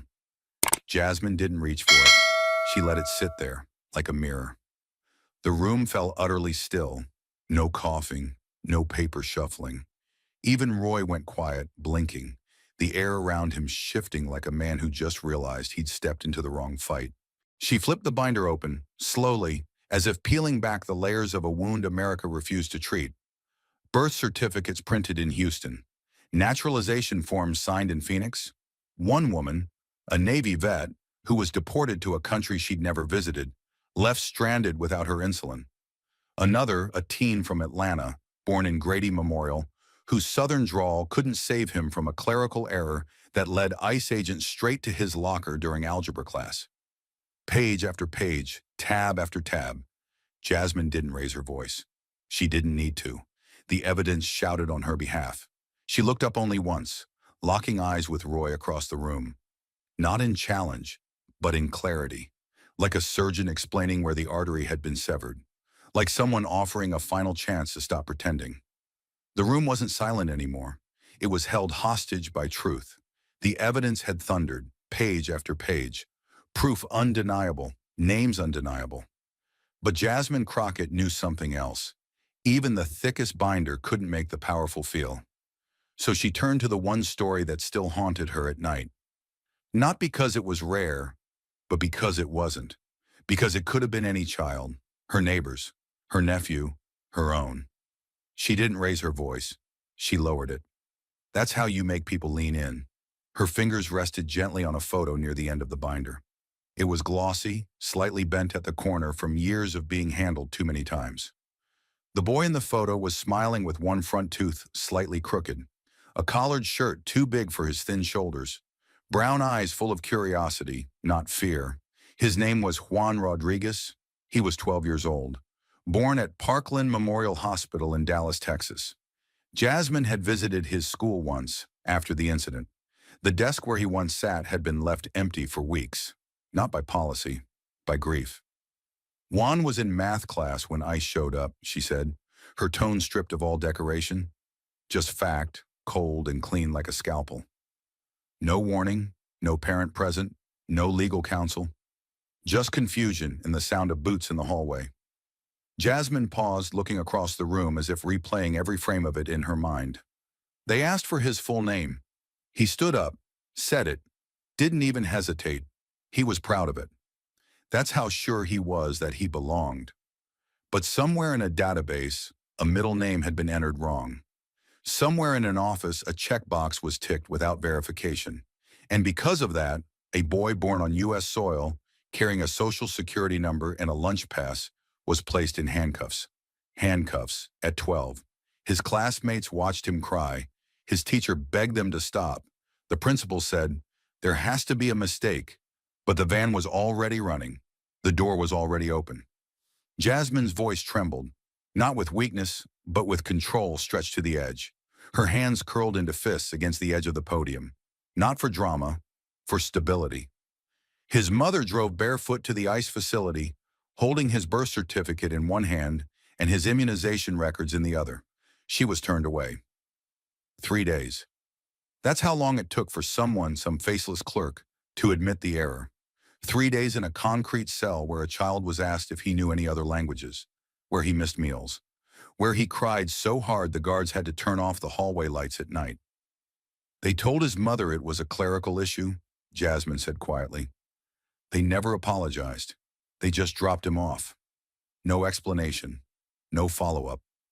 She looked up now, not at Roy, not at the room, but directly into the camera, into every living room that might be watching. Her voice sharpened, not louder, just clearer. If America cannot tell the difference between a threat and a 12-year-old boy with crooked teeth and a backpack, then America hasn't just lost control of its borders. She let the silence gather, heavy, uncomfortable. It's lost its soul. A pause, no one spoke. Even the lights seemed dimmer now, not because of failure, but because truth had pulled the oxygen out of the room. The silence in the hearing room had been sacred, thick with the weight of truth. But outside it detonated. Like a match thrown into dry fields, Jasmine Crockett's words had touched the edges of America's deepest fault lines. And within minutes, the country wasn't just reacting, it was combusting. The echo of her voice hadn't yet faded from the marble walls of the Capitol, when the first wave of distortion surged into motion. And in 2026, that meant television. That meant headlines. That meant algorithms programmed to divide. Fox News struck first, aggressive and unrelenting. It wasn't journalism, it was warfare, wrapped in patriotic fonts and ticker tape. The headline wasn't a report, it was an accusation. Crockett defends illegals in explosive speech, accuses ICE of losing America's soul. Within the hour, their top host was slicing through her testimony like a butcher with a bone to grind. The segment began not with the image of Juan, not with the binder, Not even with her calm voice, but with grainy footage of men running across a desert, police sirens wailing in the background, a helicopter circling overhead. Then came a still image of Jasmine, caught mid-sentence, her mouth open, her brow furrowed, frozen in a moment engineered to look unhinged. What we just saw in that hearing room, the host declared, was not compassion. It was weakness. It was treason wrapped in woke language. They didn't play the clip of Juan's story. They didn't mention he was born in Dallas. They just looped the final phrase again and again. America has lost its soul, and asked the audience, whose soul is she talking about? The implication was clear, not yours. Meanwhile, on the other side of the spectrum, MSNBC countered like a second front in a war with no ceasefire. Their Chiron flash blue and bold. Crockett stuns Congress with cold, unflinching truth. Binder of citizen deportations shakes Capitol. Instead of editing for rage, they played the silence, the stillness, the moments between her words. They zoomed in on the binder, the photo of Juan sliding across the table, the faces of lawmakers stunned into discomfort. Their segment ended not with commentary, but with her quote, "If America cannot protect its children, it has lost its soul." No host screamed, no music played, just the truth, and the sound of it cutting through a country that wasn't ready to hear it. And then came the tidal wave. Social media, the digital battlefield, the place where truth dies, lives, and multiplies, depending on who clicks faster. Within 2 hours, Secure the Border began trending. Fast, hard, brutal. Right-wing influencers shared out-of-context clips, turning Jasmine's speech into a Rorschach test for every fear-based talking point in the playbook. Edited videos accused her of inviting criminals. One meme showed her face photoshopped next to graffiti-covered walls and broken fences. The caption, "She wants open borders. She wants chaos. She wants your neighborhood next." The replies were venom. Some called for her resignation. Others called for her arrest. A few demanded worse. And yet, through that wildfire of distortion, a countercurrent broke through, and it was human. Raw. Real. It started quietly. A single tweet. A teacher in El Paso. A name. A photo. A memory. "My name is Lilia. I teach 4th grade. ICE came for my student's father at 4 a.m. Jasmine Crockett is not defending criminals. She's defending my classroom. We are one." That one tweet lit a fuse. Then came another and another. "I fought in Afghanistan. Came home and my wife had a deportation order. She was born in Laredo. Her name was spelled wrong. We spent 2 years fixing it. I am a veteran. She is Juan. I was born in Fresno. My brother was detained because someone forgot to enter his birth certificate into the right system. He was 16. Jasmine Crockett is not the problem. The system is." By midnight, We Are Juan had gone global, trending not just across the United States, but in Canada, Mexico, the UK, and Brazil. Celebrities joined in. Teachers posted photos of empty desks. Nurses shared stories of patients lost to deportation delays. Veterans shared folded flags and broken families. Thousands of posts, millions of views. A wave not of outrage, but of grief. Collective, generational grief finally given a name. But with visibility came consequence. Inside the Capitol, Jasmine's office was under siege, not by protesters but by silence. Staffers whispered, phone lines blinked red. Her inbox overflowed. The messages were half gratitude, half warning. One read, "You made us proud."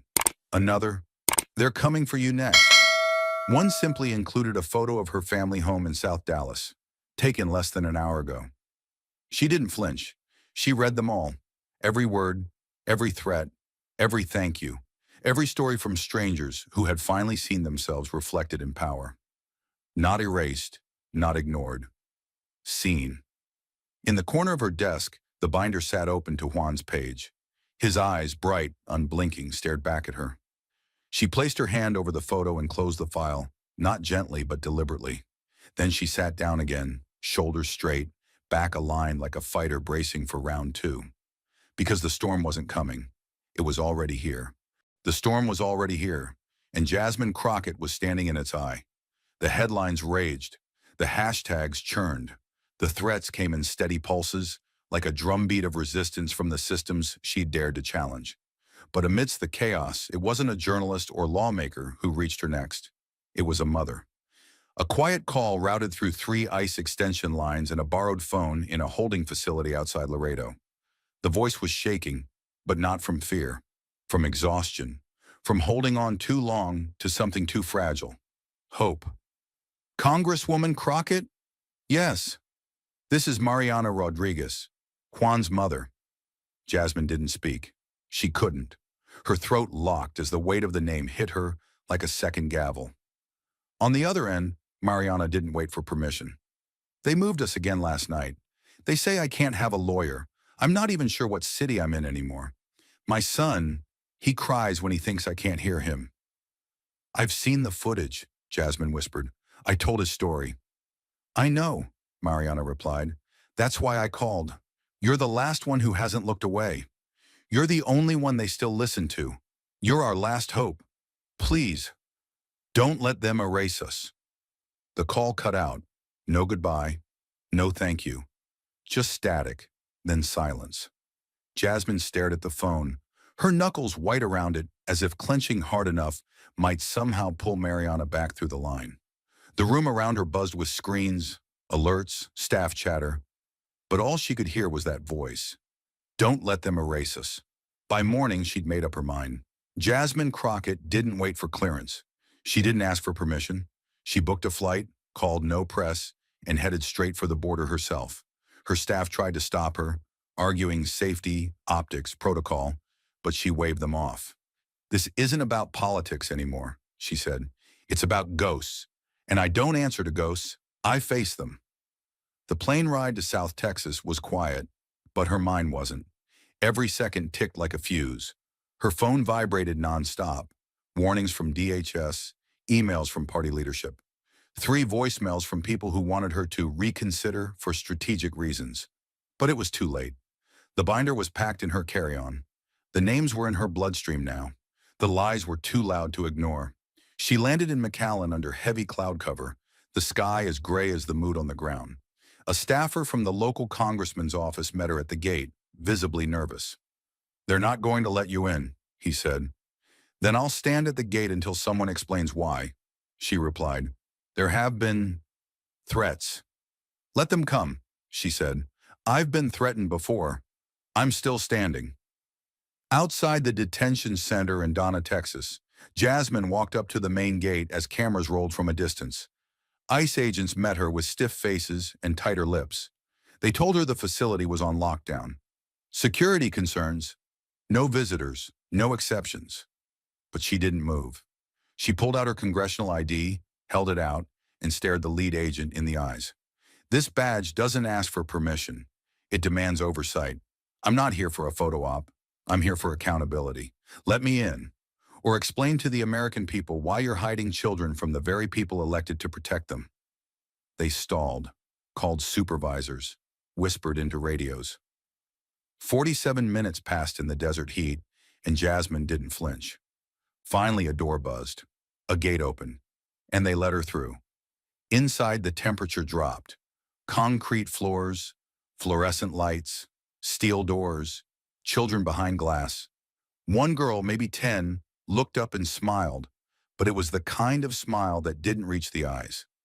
The kind of smile you give to survive. Jasmine walked slowly, every cell in her body screaming. This wasn't just injustice. It was industrialized indifference. She asked to see Mariana. Denied. She asked again. Denied. Then she pulled out a folded piece of legislation, co-sponsored 2 years ago, guaranteeing congressional access to ICE detention centers during humanitarian inquiries. The agent paled. 10 minutes later, Mariana Rodriguez walked into a side room, wearing a uniform 2 sizes too big, her hair tied back, her wrists marked faintly from zip ties. They embraced without speaking. Just a grip. Just presence. Just oxygen. They think if they keep moving us, we'll disappear, Mariana whispered. They forgot I was born in Texas, Jasmine said. And we don't disappear, we dig in. She spent the next 3 hours documenting everything: broken showers, overcrowded bunk beds, children with coughs left untreated. She recorded testimony, took photos, called in legal aid from 3 separate nonprofits. Before she left, she slipped a phone number into Mariana's palm and said, "If they move you again, call this. We'll find you." When Jasmine emerged from the facility, the sky had turned amber with dusk. Reporters were waiting now, tipped off by an anonymous source. One shouted, "Congresswoman, was it worth the risk?" She paused, looked at the horizon, then said, "If a government can lose track of mothers and sons and we let them, then the risk isn't mine, it's the nation's." And then she walked away, the binder under her arm, the sun behind her, and the war for truth far from over. The sun had barely broken over the Capitol dome when Jasmine Crockett returned to the marble halls of power. Not in silence, not in shadow, but with purpose that crackled like electricity under her skin. Her boots, still dusted with the sand of the Texas border, echoed through the corridor as she passed security, binder in hand, jaw locked tight. Behind her, America was still arguing in headlines and hashtags. But she didn't have time for noise. She had names to protect and systems to confront. By 9 a.m., she was in the committee chamber, surrounded by staffers and counsel.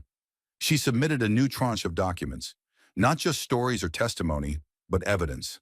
Timestamps, internalized communications, whistleblower affidavits, video footage, and at least 9 pages of violations of the floor's settlement. Each file was labeled, each was logged, each was truth. She watched them upload the documents into the official congressional archive. She double-checked the digital entries. Then she exhaled. But 48 hours later, when her team returned to access the files for committee review, they weren't there. Not misfiled, not mislabeled, erased. At first, a young staffer blamed it on a server hiccup, maybe a transfer glitch. Jasmine wasn't convinced. She requested back-end access logs. Her legal team filed a formal notice with the clerk's office. Nothing. No crash, no audit trail, no record of deletion, just clean absence, as if the files had never existed, as if Juan had never existed. That's when her chief of staff stepped into her office, pale, holding his phone like it might burn him. "You need to see this," he said. "If it's another death threat, forward it to security." "It's not. It's from inside." He showed her the message, sent via Signal. No name, no profile image, just a numeric username, RA547, and the text: "They buried your files. Same team that sanitized the Zepeda report last year. Check Q3 procurement logs, El Paso contract, Liberty Horizon logistics. Follow the money. Roy's fingerprints are everywhere." Below the message, an attachment, a photo, grainy, clearly zoomed from a distance, but recognizable. Chip Roy, Dale Huxley, a handshake, a smile, a folder passed discreetly across a table in the corner of a private event ballroom in Austin. No press, no oversight, just leather chairs, whiskey glasses, and 7-figure deals. Jasmine's blood ran cold. Dale Huxley wasn't just anyone. He was the CEO of Liberty Horizon, a private deportation contractor whose profits had tripled in a year, thanks to emergency border protocols. And just 3 days after Roy filed his 72-hour Border Security Act, Liberty Horizon had landed a $91 million no-bid contract to expand their fast removal network across 3 states. Jasmine checked the date. The handshake in the photo, 2 weeks before Roy ever introduced the bill. She stared at the screen, heartbeat in her ears. This wasn't just ugly, it was criminal. Roy wasn't defending the border. He was monetizing it, turning human suffering into spreadsheets, turning fear into invoices. Children became quotas, mothers became units, and every deportation processed through Liberty Horizon earned the company, and by extension, its backers, another cut of taxpayer cash. The next morning, Jasmine didn't walk into the hearing room. She stormed into it. Her hair was tied back, her binder twice as thick, and her tone was not of a representative, but a prosecutor. She didn't ask the committee for time. She took it. She stood before the microphone, eyes locked on Roy, who sat rigid, smirking faintly like a man who still believed the machine around him would hold. "Before I begin," she said, voice even, "I want the following entered into the congressional record." She handed over the photo of Roy and Huxley, the procurement logs, the matching dates, the private flight records. Then she opened her binder and began reading. Not stories this time, but contracts, line by line. Page 7, line 34, payment adjustment clause for expedited removal. Page 9, line 12, $4,200 per detainee processed within a 72-hour window. Page 11, line 8, bonus multiplier for units under 18 years of age. Gas rippled through the chamber. Even seasoned aides looked away. Someone dropped a pen, but Jasmine didn't pause. "This isn't immigration enforcement," she said. "This is commodification. This is a business model built on trauma, and this bill is its delivery system." Roy shifted, trying to respond, but Jasmine stepped closer, binder still open, voice sharp and clear like steel through smoke. "You told this nation we were under invasion, but you never said who the invaders really were. They're not at the border, they're at the bank. And you," she pointed now, unshaking, "are their sales rep." Silence. For the first time, Chip Roy didn't speak. He didn't smirk. He didn't blink. Because he knew. She had found the pressure point. She had turned the story. And this was no longer a debate. It was an indictment. She had turned the story. But Jasmine Crockett knew stories alone wouldn't be enough. Not here. Not in a chamber that still wrapped cruelty in procedure and silence in patriotism. The contracts were damning. The evidence was airtight. But corruption has a way of surviving even when cornered, unless you force the room to feel what the numbers hide. And so, in the final hearing, she did something no one expected. She didn't speak first. She pressed play.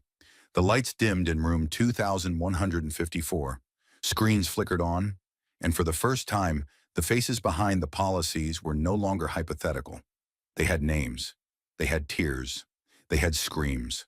The video was raw, unfiltered body cam footage obtained through a whistleblower from within ICE. Timestamp, 10:37 a.m. Location, Dallas, Texas. Subject, Juan Rodriguez, age 12. The first few seconds were shaky. The camera moved down a hallway lined with brightly colored lockers and backpacks. Children's voices echoed in the distance. Then came the classroom door, swung open without knocking. An ICE agent stepped inside. The teacher froze mid-sentence, her hands raised instinctively. Then came Juan's voice, soft and confused. "Am I in trouble?" An officer responded, muffled, procedural. Juan looked to his teacher. She took a step forward, but was blocked. Then the crying began. First Juan, then the students around him.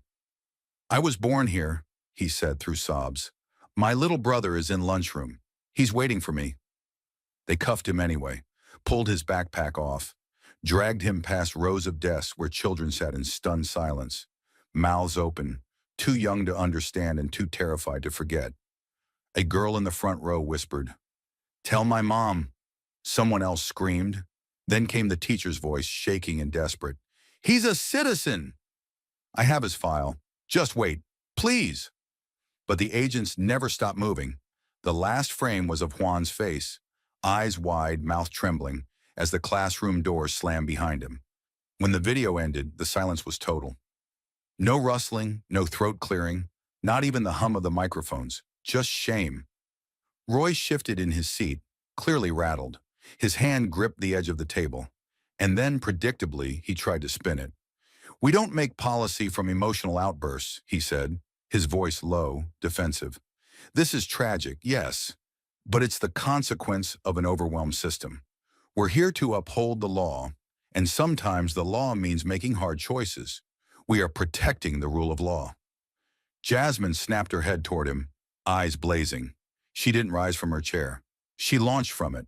Her body shook with the force of everything she'd been holding back for weeks. The grief, the exhaustion, the righteous fury of a woman watching her country trade compassion for contracts. "What law punishes a child for being born here?" she shouted, her voice cracking with power. "What statute says you can drag a boy out of class while his teacher begs for mercy?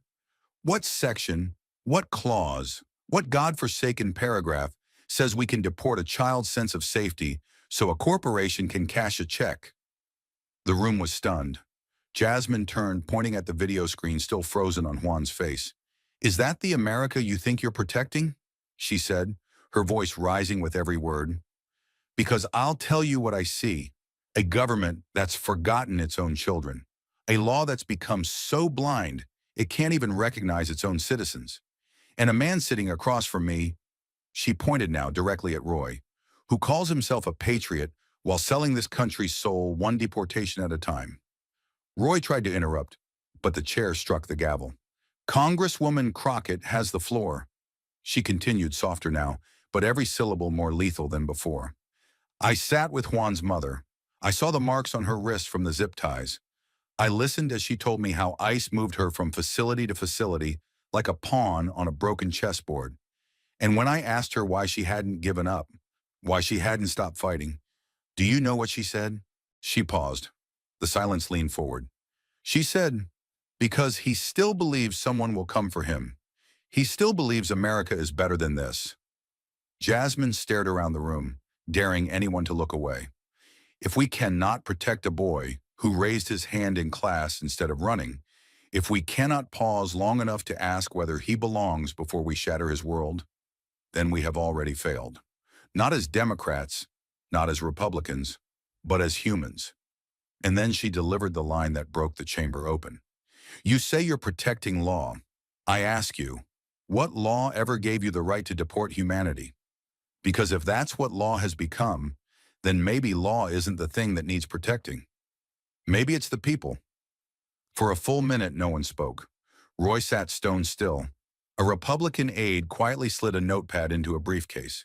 One member of the committee turned their face to the wall, and in the gallery above, someone finally whispered, barely audible, but picked up on every hot mic in the room. "She's right." Because in that moment, the truth was no longer rhetorical. It had a face, a name, a cry that echoed down school hallways and across a nation now forced to confront what it had become. And Jasmine Crockett? She didn't sit down. She stood in silence, binder still clutched to her chest, as if guarding the names inside like the Constitution itself. Because maybe, in that moment, she was. The echo of Jasmine's final words still pulsed through the marble bones of the Capitol like an aftershock.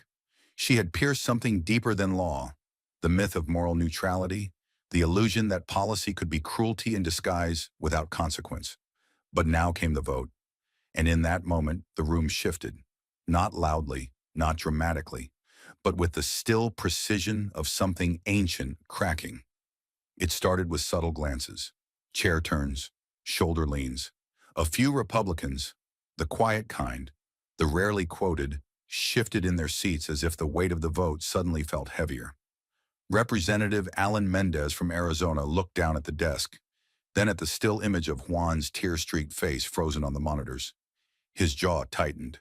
A man who had campaigned on border toughness, now unable to raise his voice to defend a law that hurt children more efficiently than it helped citizens. Across the aisle, Representative Cole from Utah, usually first to echo the hardline rhetoric, sat rigid and silent. He didn't turn to look at Roy. He didn't need to. His silence said what no speech could. Not this time. The clerk began the roll call. One by one, names were read. Votes dropped into the record like stones in a well. Mendez, no. Cole, no. Rogers, number. Hernandez, no. And then came the final count. On H.R. 794, the 72-Hour Border Security Act, the tally stands 210 ayes, 218 nays. A pause. The motion fails. The bill is rejected. There was no cheer, no ovation. Just an eerie stillness, like the moment after a storm, when everything is quiet because the damage is still being measured. Jasmine Crockett didn't move. She didn't raise her fists or turn to smile at the cameras. She just stood perfectly still, eyes locked on the far wall, as if she could see through the layers of drywall and marble to the detention centers across the country, still filled with voices that hadn't been heard. She had won, but it didn't feel like victory. Not when children were still curled under silver blankets in concrete rooms. Not when mothers still memorized legal codes by flashlight. Not when Roy would walk out of that chamber and spin the loss as procedural rather than moral. Reporters surged into the corridor within minutes. Microphones pushed forward. Congresswoman Crockett, how does it feel to defeat the most aggressive immigration bill in 10 years? Do you think this signals a shift in Republican ranks? What changed their minds? Was it the video? Was it you? She didn't answer. She didn't need to. The silence following her footsteps spoke louder than any headline. Down the hall, Roy was already speaking to the press, eyes cold, mouth taut. "This isn't over," he said. "We lost the vote, not the argument. The American people want security." But even as he spoke, cameras caught him turning away when asked about the Liberty Horizon contract. The wall around him, once so solid, was showing its cracks. By 8 p.m., every major network had given the moment a name: the Crockett reversal. CNN opened with it. MSNBC called it a tectonic shift in moral clarity. Even conservative outlets had no choice but to acknowledge the reality. 6 Republican defections, unprecedented in a committee historically united on border enforcement. The New York Times headline read, "The day the border narrative broke, how one video changed 6 votes." But the phrase that stuck, the one that trended, echoed, and lodged itself into the public consciousness, was born in a single tweet from a high school civics teacher in Chicago. This wasn't just a vote. It was the moment Congress remembered it had a soul. Crockett reversal. It went viral in minutes. Soon it was on protest signs, classroom bulletin boards, digital banners. A moment branded not in policy, but in principle. But Jasmine? She wasn't watching. She sat alone in her office well past midnight. The rotunda was quiet. Washington had gone to sleep. The overhead light hummed as she scrolled through messages on her phone. Hundreds, thousands. One from a nurse in El Paso who had treated a girl denied antibiotics while in ICE custody. Another from a pastor in Florida whose nephew had been detained at age 11. Then came the photo. Juan standing beside his mother. He was back home, dressed in a school uniform, his hair neatly combed, a shy smile stretching across his face, but his eyes still guarded, as if he knew too much for 12. The caption underneath, sent from an encrypted nonprofit account, read, "He went back to class today." His teacher saved his seat. Jasmine stared at the screen for a long time. Her chest tightened, not from pride, not from relief, from the aching knowledge that this was the exception, when it should have been the rule. She stood and crossed the room to her window. Below, the Capitol lawn glowed under soft lamps, deceptively peaceful. Behind her, the binder still sat on her desk, open to the last page. 37 names, 37 errors, 37 lives that had proved one central truth. Laws can fail, systems can lie, but one voice, when backed by truth, can change the direction of a nation. No, she didn't feel joy. She felt responsibility, because the bill was dead, but the machine that built it was very much alive, and it would come again. Different name, different face, same cruelty. But this time, America had seen the footage, heard the scream, watched the boy vanish from the classroom. This time, the silence wouldn't save anyone. And Jasmine Crockett, she wasn't done fighting. The truth had landed like a thunderclap. But storms don't end when the thunder fades. While the Capitol's corridors slowly emptied and America began digesting the fallout of the failed bill, Chip Roy was already rearming, not with facts, but with fear. That same night, just past 10 p.m., he appeared on Patriot Nation Live, seated beneath the glowing seal of the American Eagle and a digital border fence pulsing red on the screen behind him. The studio lighting framed him as the victim of a media ambush, not the architect of a defeated bill. "We lost a skirmish today, sure," Roy said, adjusting his cufflinks with a measured frown. "But the war for our country? That's still going. We fight not for headlines or hashtags. We fight for the soul of this nation." He didn't mention Juan. He didn't mention the deleted files, the silent moderates, or the contractor now under ethics review. Instead, he leaned into the fear that had always kept his base close. "If we let emotion override policy," he warned, "we won't recognize America in 10 years. And people like Jasmine Crockett, they don't want borders. They want chaos." The host nodded solemnly, his voice rising as he added, And they call that compassion.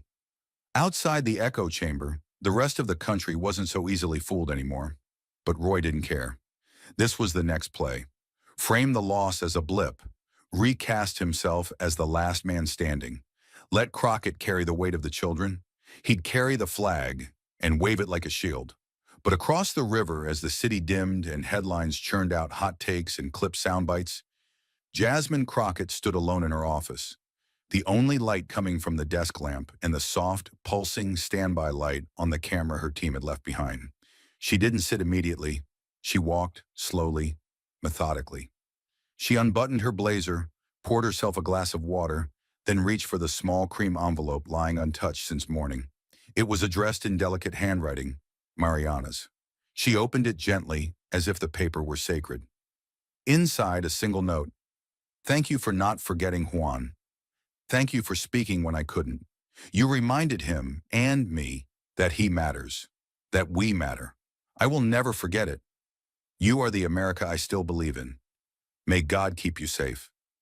Mariana. Jasmine didn't cry. She rarely did, but her hand lingered over the ink, tracing the curve of each letter. A mother's thanks, a child's safety, a war that hadn't ended, but had paused long enough for one boy to sleep without fear.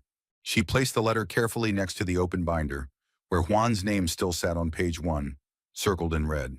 She sat, not heavily, not like someone seeking rest, but like someone settling in for the next round. Then slowly, she turned to face the camera her staff had quietly prepared, should she choose to speak. The red light blinked on. The silence was complete. No one else in the building. No distractions. Just a woman, a camera, and a nation she refused to give up on. There are those who say I won today, she began, her voice low and steady, that I reversed the outcome, that I outmaneuvered, out-argued, out-shouted. They'll put my name on headlines, twist my words into slogans, and edit my speeches into clips. But I'm not here for a viral moment. I'm here because children cry in classrooms, and the law doesn't listen. She paused, not to gather herself, but to let the weight settle. She leaned forward. Let me be clear, this isn't over. They'll write new bills, new names, new lies dressed as legislation. They'll try again and again, because that's what systems of power do when truth exposes them. But I'm not afraid of that. Her hand tapped the table once, firm. If they build walls, I will learn to climb. If they lock doors, I will become the key. If they silence one voice, I will carry 10 more with me. That's not poetry. That's not politics. That is my oath. She exhaled, and for a long moment looked past the camera, as if speaking directly to every mother like Mariana, every child like Juan, every staffer who deleted a file in secret to keep a conscience intact. They can call me whatever they want, radical, angry, unprofessional, but let history record this. I stood between power and the people it forgot, and I will do it again. The red light blinked off. She rose, walked to the window. Outside, the Capitol loomed in silence, the pillars pale against the night sky. She didn't reach for her coat. She didn't need to, because she wasn't leaving the fight. She was just getting started. The camera's red light had barely cooled when the deeper question punched through the hush of Jasmine's office. What do we do with a victory that still tastes like loss? That single thought threads every beat of the story's aftermath, refusing to fade, and it is the spark from which the human lesson ignites. Below the polished corridors and midnight speeches, beneath the noise of pundits rearming for the next clash, the truth hammers out a pulse. Justice is never a moment, it is muscle, one that must be flexed every day or withers into memory.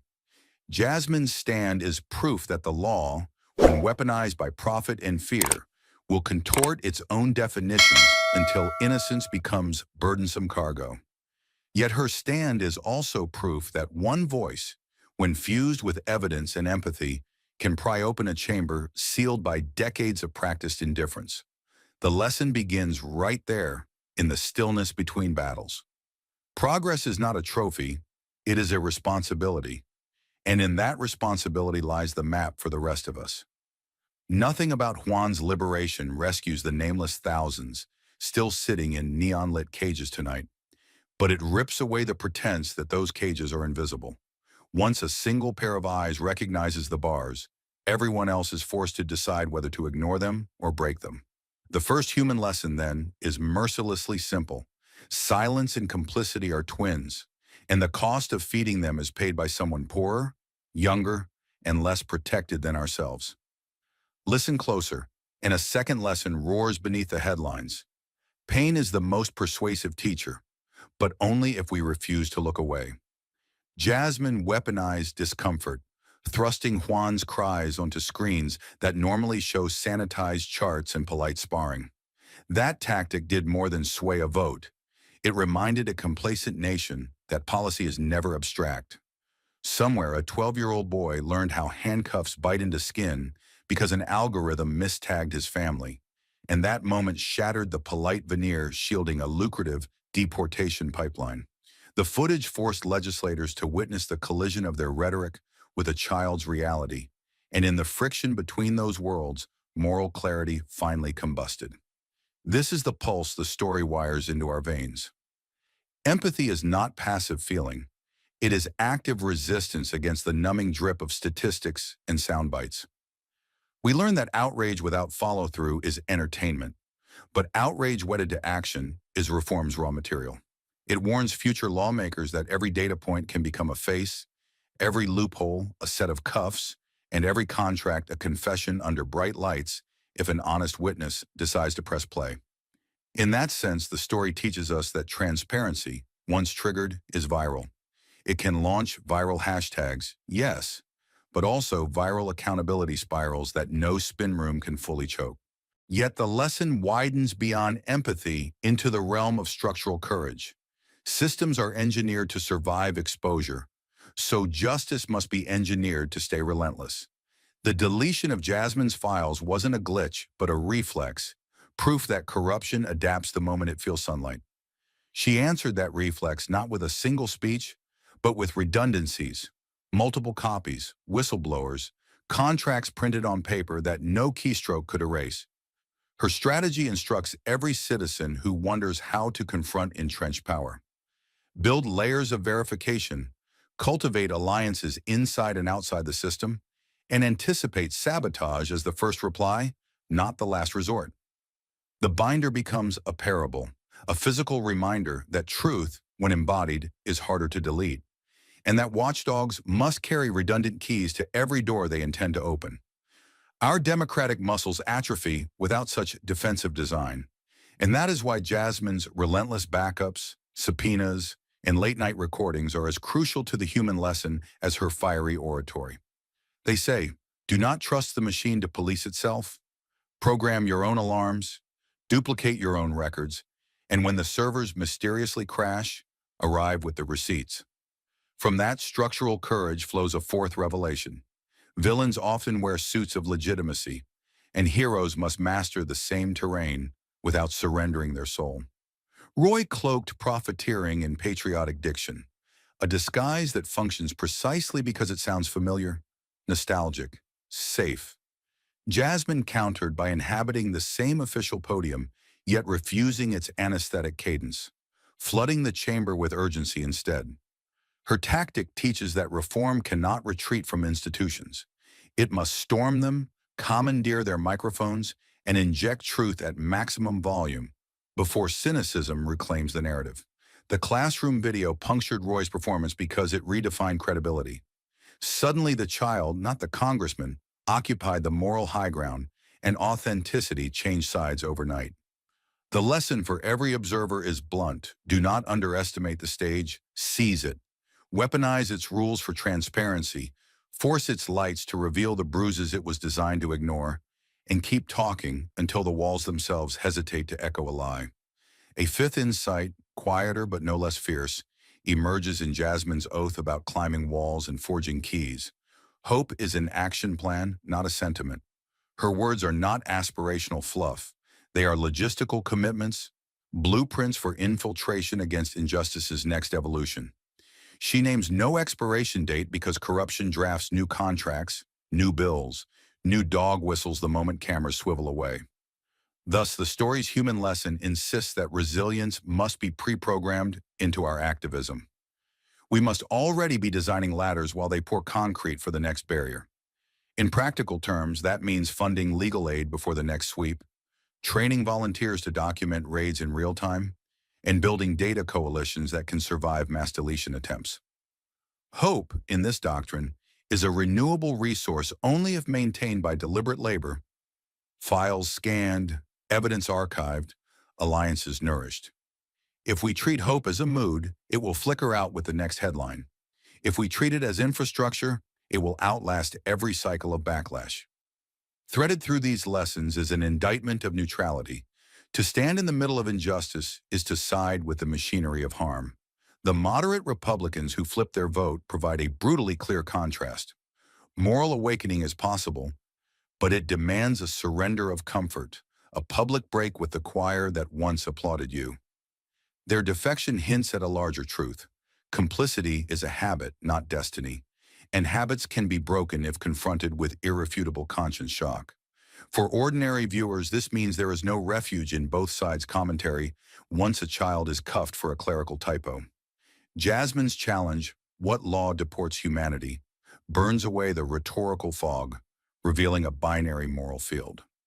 Either you protect children or you protect the systems that cage them. The story tattoos on our cultural memory that neutrality is an illusion, drawn by those who never risk the consequences of policy. Another lesson, forged in the mother's letter, is the transformative power of witness. Recognition itself can be salvation. Mariana's handwritten thanks reminds us that many injustices persist because victims vanish into statistical oblivion. To be seen, even once, can anchor a life drifting toward despair. When Jasmine held that letter, she confirmed a covenant between citizen and representative, one where emotional labor and legislative power fuse to keep democracy breathing. For educators, journalists, or any bystander, the takeaway is luminous. The act of listening, documenting, and amplifying stories from the margins is not charity. It is civic CPR, restarting the heart of a republic that periodically flatlines under bureaucratic weight. Driving deeper, we confront a seventh revelation. Systems fear exposure, but fear organized empathy more. Hashtags alone can fade, but hashtags coupled with networks of lawyers, teachers, veterans, and faith leaders shift votes and budgets. Where Juan mutated from a digital chant into a grassroots clearinghouse for hotline numbers, pro bono councils, and translation services. That pivot demonstrates a blueprint. Social media must leap from outrage to infrastructure within days, or risk draining public energy into the void of performative concern.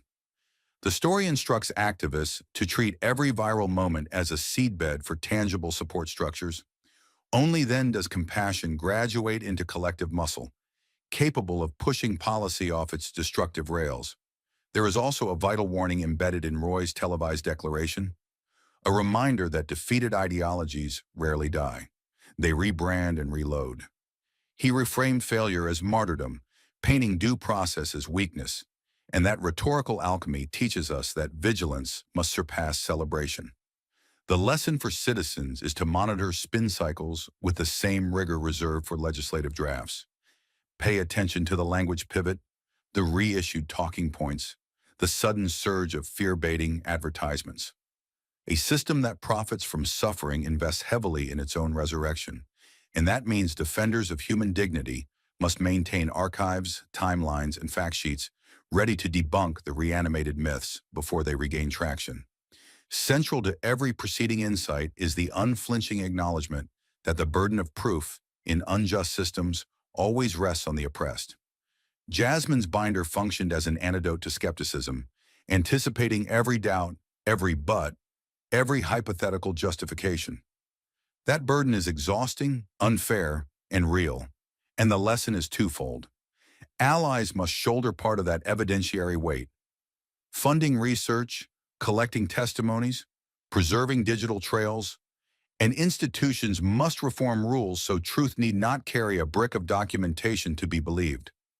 Until that reform arrives, every advocate must prepare to overprove what should be self-evident, lest apathy find an escape hatch. Finally, the story delivers an existential directive. Democracy is a living organism that atrophies without discomfort. Jasmine injected discomfort straight into the bloodstream of Congress, short-circuiting the autopilot of partisan choreography, and in that jolt, the body politic remembered its nerve endings. The human lesson is that we must welcome such discomfort as a vital sign. If laws are passed effortlessly at the expense of unseen lives, something is catastrophically wrong. Citizens must cultivate a taste for inconvenient truths, for restless nights reading committee reports, for calling representatives not just after a scandal, but before the vote is cast. Discomfort, harnessed correctly, is not chaos. It is preventive medicine against democratic decay. In the end, the human lesson of Jasmine Crockett's fight threads through every heartbeat of the narrative. Justice is craftsmanship, empathy is fuel, courage is architecture, and hope is the tool belt you never set down. Walls will rise again, doors will slam, files will vanish, and cameras will turn away. But each time the blueprint remains. Climb, unlock, duplicate, reveal. And behind every single maneuver lies the core commandment whispered by a freed boy's cautious smile. Never let them erase the names. But a lesson is only a warning shot unless someone loads it into action. And that's the moment we step from story into history. The camera is off, the headlines scroll, and now the spotlight swings to you, the watcher who cannot unsee a 12-year-old in cuffs. So breathe once, let the fury settle, and convert that pulse into movement. Pick up your phone and dial your representative before tomorrow's vote docket opens. Flood their inbox with Juan's name. Make them taste the cost of quiet. Every voicemail is a crack in the facade. Every email a splinter in indifference. Volunteer for the Immigrant Rights Clinic. 2 zip codes over. One Saturday translating intake forms can tilt a deportation hearing from despair to due process. Channel your outrage into receipts. Donate to legal aid funds that build the binders Jasmine carried, because truth starves without photocopy money and server space. Become your school board's watchdog. Demand protocols so no officer walks into a classroom without ironclad proof, and insist that every teacher knows the emergency hotline if they do. Use your feed as a siren, not a mirror. Share the footage, pin the hotline numbers, amplify number sign. We are Juan until algorithms mutiny against manufactured fear. Track every new border bill. Learn its ID, its sponsors, its hidden clauses. And when it resurfaces dressed in fresh rhetoric, meet it with facts sharpened by vigilance. Finally, pledge aloud, at dinner tables, community meetings, city councils, that you will never trade a child's safety for anyone's campaign commercial, because democracy is a covenant signed in the ink of collective courage, and it bleeds when silence holds the pen. And remember, they will build higher walls, write longer bills, spin thicker lies, so be relentless.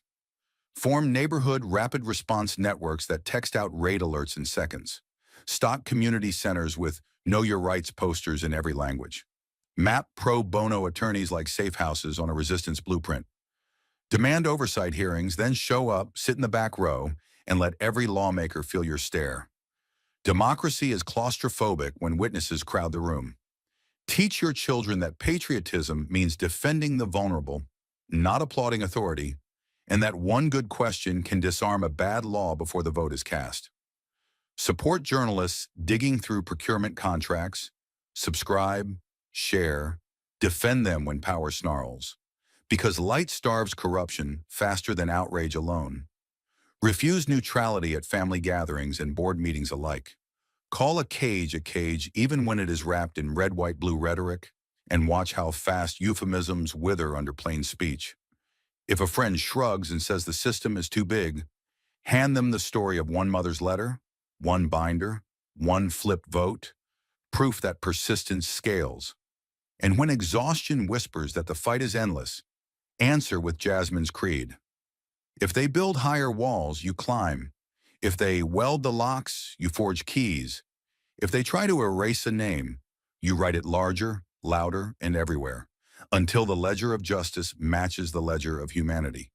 Thank you for watching until this moment, and for standing with us on this journey for justice.